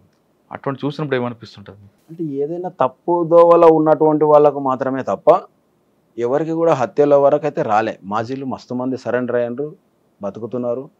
ఎవరి దారిలో వాళ్ళు బతికిన వాళ్ళు మంచిగానే ఉన్నారు. ఇక కొంతమంది బయటికి వెళ్ళి ఆశలకు ఎక్కువ పోయిన వాళ్ళు కూడా ఇబ్బందులలో పడిపోయారు తప్ప వేరే ఎలాంటిది అయితే ఏం లేదు. అనిపిస్తుంది, బాధ అనిపిస్తుంది. చనిపోతుంటే అరే అందరం కలిసి పని చేసినాం వెనుకటికి, ఇట్లాంటి వాళ్ళల్లో ఈ విధంగా కనుమరుగవుతున్నారు కదా అని చెప్పేసి అని బాధ అనిపిస్తుంది. అంతెందుకు మనం ఏమంటే తిరిగిన వాళ్ళు ఎంతోమంది అమరులు అయిపోయారు. ఈరోజు మనం బతికి ఉండి ఎందుకు బతికినామా, అసలు దాంట్లోనే ఉండి మనం కూడా చనిపోతే ఎంత మంచిగా ఉంటుండే అని కూడా అనిపిస్తుంటుంది. నక్సల్స్ అనగానే మాజీ అనగానే మనకు ఫస్ట్ వచ్చే పేరు నయీం. నయీం ఎప్పుడైనా ఎదురుపడ్డాడు మీకు? నయీం జైల్లో ఉన్నప్పుడు బాగా పరిచయం. ముషిరాబాద్ జైల్లో అన్నంబడి ఇద్దరు ఉన్నారు, చాలామంది ఉన్నారు. అప్పుడు నయీం కూడా ఉన్నాడు. ఆయనతో పాటు నమాజ్ వీళ్ళు కూడా చేసేది, అందరు నమాజ్ చేస్తుండ్రి. అంత నయీం కలిసేది. అప్పుడు జైల్లో కూడా మాట్లాడుతుండే నా దగ్గర. అందరం అప్పుడు మాట్లాడిందే తప్ప బయటకు వచ్చిన తర్వాత నల్గొండ వాళ్ళు కొంతమంది ఫోన్ చేసి ఇట్లా అన్న రమ్మంటున్నాడు, కలుస్తామంటున్నాడు. అంటే మనకి ఎవరితోటి అవసరం లేదు, పార్టీ వద్దనుకున్నాం, బయటకు వచ్చినాం, సరెండర్ అయినాం అంటే దానికి ఎలాంటి మనం డోగా లేకుండా మన పని ఏందో మనం చూసుకోవాలి. మన నుంచి కాదు అనుకొని వచ్చినప్పుడు వదిలేసుకున్నాం అంతే తప్ప మేమైతే రాము ఇక్కడ అని చెప్పేసి పోలేదు. జైల్లో ఉన్నప్పుడు అన్న నయీం కలిసి ఉన్నారంటున్నారు. అవును. అదే టైంలో నయీం బయట కొన్ని కార్యక్రమాలు తమ్ముడు గారు చేయించేవారు, సెటిల్మెంట్లు కానీ లేదా నాకు కావాల్సిన వస్తువులు తెప్పించుకోవడం. ఆ క్రమంలో మీకు ఎప్పుడైనా ఎదురుపడి పలానా వస్తువు కావాలని కానీ లేదంటే పలానా పని చేసి పెట్టినప్పుడు మీకు ఆదేశించాడా? మన దగ్గరికి అయితే రాలేదు. అదే నల్గొండ వాళ్ళు ఎందుకంటే తెలిసిన వాళ్ళు ఉన్నారు కాబట్టి వాళ్ళ నుంచి సమాచారం పంపించిండు రమ్మని. మేము వెళ్ళలేదు. అన్న జైల్లో ఉన్నప్పుడు జైల్లో ఉన్నప్పుడు కలిసారా ఎప్పుడైనా? కలిసినాం జైల్లో. ఏమంటారు ఆయన? అంటే అప్పుడు ఎంతసేపు ఉన్నా పోరాటాల వైపే మాట్లాడుతున్నాండ్రి. ఆయన జైలు నుంచే సరెండర్ అయ్యిండు. తర్వాత అన్న వాళ్ళంతా బయటకు వెళ్ళిపోయిన తర్వాత నేను చెంచల్ కూడా జైల్లో ఉన్నప్పుడు బయటకు వచ్చిండు. అప్పుడు ఎందుకు జరిగిందంటే ఈదన్న అని ఒక ఆయన ఉండే, హుసేన్ బి భర్త, మర్డర్ అయింది. హుసేన్ బి భర్తను తలకాయ గాడికి కోసేసి ఈడనేమో మొండెం వేసిర్రు ముషిరాబాద్ జైలు దగ్గర. ఈ తలకాయ గాడికి తీసుకొచ్చి చెంచల్ కూడా దగ్గర వేసిపోయారు. తర్వాత వాళ్ళిద్దరు వాళ్ళ కజిన్ బ్రదర్స్ వాళ్ళు అరెస్ట్ అయ్యి జైలుకి వచ్చిండ్రు. చెంచల్ కూడా నేను ఉన్నప్పుడే వచ్చిర్రు వాళ్ళు. చెంచల్ కూడా జైలుకి మీరు ఎందుకు వెళ్ళారు? నేను సరెండర్ అయినప్పుడు జైల్లో పెట్టిరు. జైల్లో 100 days ఉంది బెయిల్స్ వచ్చేదాకా. 100 days ఉన్నప్పుడు వాళ్ళు అది జరిగి లోపలికి వచ్చిన తర్వాత వాళ్ళ మీద ఏంటంటే పార్టీ ఇట్లా చంపుతారు అని చెప్పేసి అని వాళ్ళ ఇద్దరిని తీసుకుపోయి చంపేసింది. పార్టీ చంపడం వల్ల ఈయన నయీం లోపలనే సరెండర్ అయ్యి బయటకు వచ్చేసి ఆ నుంచి అరాచకాలకు స్టార్ట్ అయింది. అంటే అటువంటి వాళ్ళు కొంతమంది, అందరూ కాదు, ఒక్కొక్కరికి ఒక సమస్య, ఒక ఇన్సిడెంట్ వల్ల ఇట్లా జరిగింది. అంటే మీరు పార్టీలో వెళ్ళడానికి ప్రధాన కారణం హాస్టల్లో సరైన సౌకర్యాలు లేకపోవడం. విద్యార్థి దశ నుంచే మీకు జరిగిన అక్రమాలపై పోరాటం చేశారు. అక్కడి నుంచి ఇప్పుడు చివరిగా చెప్పండి, ఇప్పుడున్న పరిస్థితుల్లో విద్యార్థులందరూ కూడా ఇటువంటి సమస్యలు ఇప్పటికీ ఎదురవుతుంటాయి, ఇంకొక రకంగా అవుతుంటాయి. ఒక హాస్టల్ కాకపోవచ్చు, ఇంకో ధర అవ్వచ్చు, భోజనం కాకపోవచ్చు, ఇంకొకటి అవ్వచ్చు. ఇటువంటి సమస్యలకు పోరాటం చేయాలంటే ఆ పోరాటం ప్రజాస్వామ్యబద్ధంగా చేయమంటారా, లేదు మీలాగే ఆ దారిలో వెళ్ళమంటారా? అంటే ప్రజాస్వామ్యబద్ధంగా అంటే ఈ వ్యవస్థ ఎట్లా ఉంది అంటే ఎవరైతే డబ్బు ఉంటే వాడే హై రేంజ్లో వెళ్ళిపోతున్నాడు తప్ప మామూలు ప్రజలు ఎవ్వరు కూడా పోవడానికి, వాళ్ళకి లాస్ట్ తిండికి ఎక్కడైతే ఇబ్బంది ఎదురవుతుందో, కష్టాలు ఎక్కడ మొదలవుతావో వాళ్ళు కంపల్సరీ కమ్యూనిజం వైపు వెళ్తారు. ఏ విద్యార్థి అయినా కంపల్సరీ ఆలోచన స్టార్ట్ అవుతుంది. ఇంకా వీళ్ళు నిర్బంధం ఎంత చేస్తే అంత తొందర స్టార్ట్ అవుతుంది. ఇప్పుడు ఉన్నటువంటి ప్రభుత్వాలు చేసేటువంటి నిర్బంధాలను బట్టే చాలామంది ఆకర్షితులవుతారు. కమ్యూనిజం అనేది ఎప్పటికీ కూడా ఆగదు, ఖచ్చితంగా పెరుగుతుంది. తగ్గిపోతుంది అనేది అయితే మాత్రం ఉండదు. నేను ఆ విధంగా చెప్పవచ్చో చెప్పకూడదా కానీ అంటున్నా. ఎందుకంటే సమస్య వచ్చినోనికల్లా ఏమవుతాడంటే అటువైపు ఆలోచన చేస్తారు. చాలామంది స్టూడెంట్స్ చేస్తారు. ఇప్పుడు కాలేజీలో ఉన్నటువంటి పిల్లలు కూడా ఉద్యోగాలు లేవు. తెలంగాణ ప్రభుత్వం ఉన్నంతకాలం అసలు ఎవరికి కూడా రాలే, జాబ్సే వేయలే. ఇవాళ ఇప్పుడు కొత్త ప్రభుత్వం వచ్చింది, కాంగ్రెస్ ప్రభుత్వం, ఈయన వేస్తాడా ఏడకూడదు. అంటే ఇటువంటి వాళ్ళు ఎంతోమంది వెయిట్ చేస్తూ ఏమైపోతారంటే ఇవి ఇంతే, ఈ ప్రభుత్వాలు సవ్యంగా జరగవు కాబట్టి ఈ వ్యవస్థ నుంచి మారము అనే ఆలోచన వచ్చిన వాళ్ళందరూ కూడా మ్యాక్సిమం అటువైపు చూస్తారు, ఎప్పటికీ ఆగదు. అంటే నేను అంటున్నది ఏంటంటే ఒక రైలు టైపు ఈ నక్సలిజం అనేది అని అనుకుంటున్నా. ఇప్పుడు ఈ నుంచి ఢిల్లీ పోతుంది ట్రైను, సికింద్రాబాద్లో బయలుదేరేదంటే ఢిల్లీ దాకా వెళ్తుంది. దాంట్లో ఎక్కే వాళ్ళు ఎక్కుతూనే ఉంటారు, దిగే వాళ్ళు దిగిపోతూనే ఉంటారు, మళ్ళీ అక్కడ ఎక్కే వాళ్ళు ఎక్కుతుంటారు, లాస్ట్ గమ్యం అయితే చేరుతుంది. ఈ కమ్యూనిజం అనేది కూడా అట్లే ముందుకు వెళ్తుంది అనేది నా ఆలోచన, నా అభిప్రాయం. ఎప్పటికైనా సమస్య వచ్చిందంటే ప్రతి ఒక్కరు నక్సలైట్ కావాల్సిందే, అవుతారు కూడా. నేను కావాలని అంటలేను, మీ అభిప్రాయం, మా అభిప్రాయం. రైట్. ఇప్పుడు యువతులు అంటే యువకులు ప్రజాస్వామ్యబద్ధంగా పోరాటం చేయాలంటే ప్రభుత్వాలు కిందకి రావాలంటున్నారు సాగర్ అన్న అలియాస్ ఆనంద్.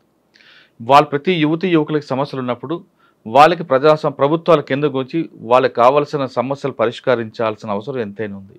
వాళ్ళకి కావాల్సింది ఉచిత విద్య, ఉచిత వైద్యం అందిస్తే, నిరుద్యోగ సమస్య తీరిస్తే ఖచ్చితంగా ఇప్పుడున్న యువత ఎవరు కూడా నక్సల్స్ మూవ్మెంట్ వైపు కానీ భావజాలం వైపు కన్నెత్తి కూడా చూడరు. కానీ ఎప్పుడైతే ప్రభుత్వాలు ఆ వర్గాలకి వాళ్ళకి కావాల్సిన మౌలిక సదుపాయాలు నిర్లక్ష్యం వహిస్తారో ఖచ్చితంగా యువకులు అటువైపు చూసే అవకాశం కనిపిస్తుంది. సార్, ఇది నక్సల్స్ మూవ్మెంట్ అనేది ఒక ట్రైన్తో కంపేర్ చేశారు సాగర్ అన్న. వస్తుంటారు, వెళ్తుంటారు, కానీ గమ్యస్థానం చేరాలంటే ట్రైన్ మాత్రం ఆగదు, కరెక్ట్గా గమ్యస్థానంకి వెళ్తుంటారు. కాబట్టి ఇప్పటికైనా ఈ సమస్య పరిష్కారం కావాలంటే ప్రభుత్వాలు ఖచ్చితంగా వాళ్ళకి కావాల్సిన సమస్యల మీద పోరాటం చేయాలి. వాళ్ళ అభివృద్ధి పథకాలు కింద స్థాయి వరకు అందేలా ప్రయత్నం చేస్తే ఈ సమస్యకి ఒక కొలికి వస్తే తప్ప పూర్తిగా ఆగిపోదనే విషయం చాలా స్పష్టంగా తెలుస్తుంది. ఇది సాగర్ అన్న అలియాస్ ఆనంద్తో ఎక్సలెంట్. వచ్చే వారం మరో గెస్ట్తో మళ్ళీ కలుద్దాం. అంతవరకు నమస్తే, థ్యాంక్ యూ అన్న. ఇందులో చాలా స్పష్టంగా చెప్తున్నాం, నక్సల్స్ మూవ్మెంట్ అనేది పెంచడానికో, లేదా పోలీస్ పెత్తనం పెంచడానికో, లేదా నక్సల్స్ మూవ్మెంట్ తగ్గించడానికో, పార్టీ వైపు వెళ్తున్న వారికి లాగడానికో ఈ ఇంటర్వ్యూ ఉద్దేశం కాదు. గతంలో జరిగిన ఉద్యమాలు తీరు ఎలా జరిగాయి, అంతేకాకుండా అప్పట్లో మావోయిస్ట్ పార్టీ కానీ పీపుల్స్ వార్ పార్టీ ఎలా పనిచేసింది, పని చేయబట్టే ప్రభుత్వాల కిందకు వచ్చాయని ఈ చరిత్ర భావితరాలకు చెప్పడానికే ఈ ఇంటర్వ్యూస్ కానీ వేరే ఉద్దేశం కాదని విషయాన్ని చాలామంది అపోహలు పడుతున్నారు. వాళ్ళందరికీ ఇదే message. Thank you very much.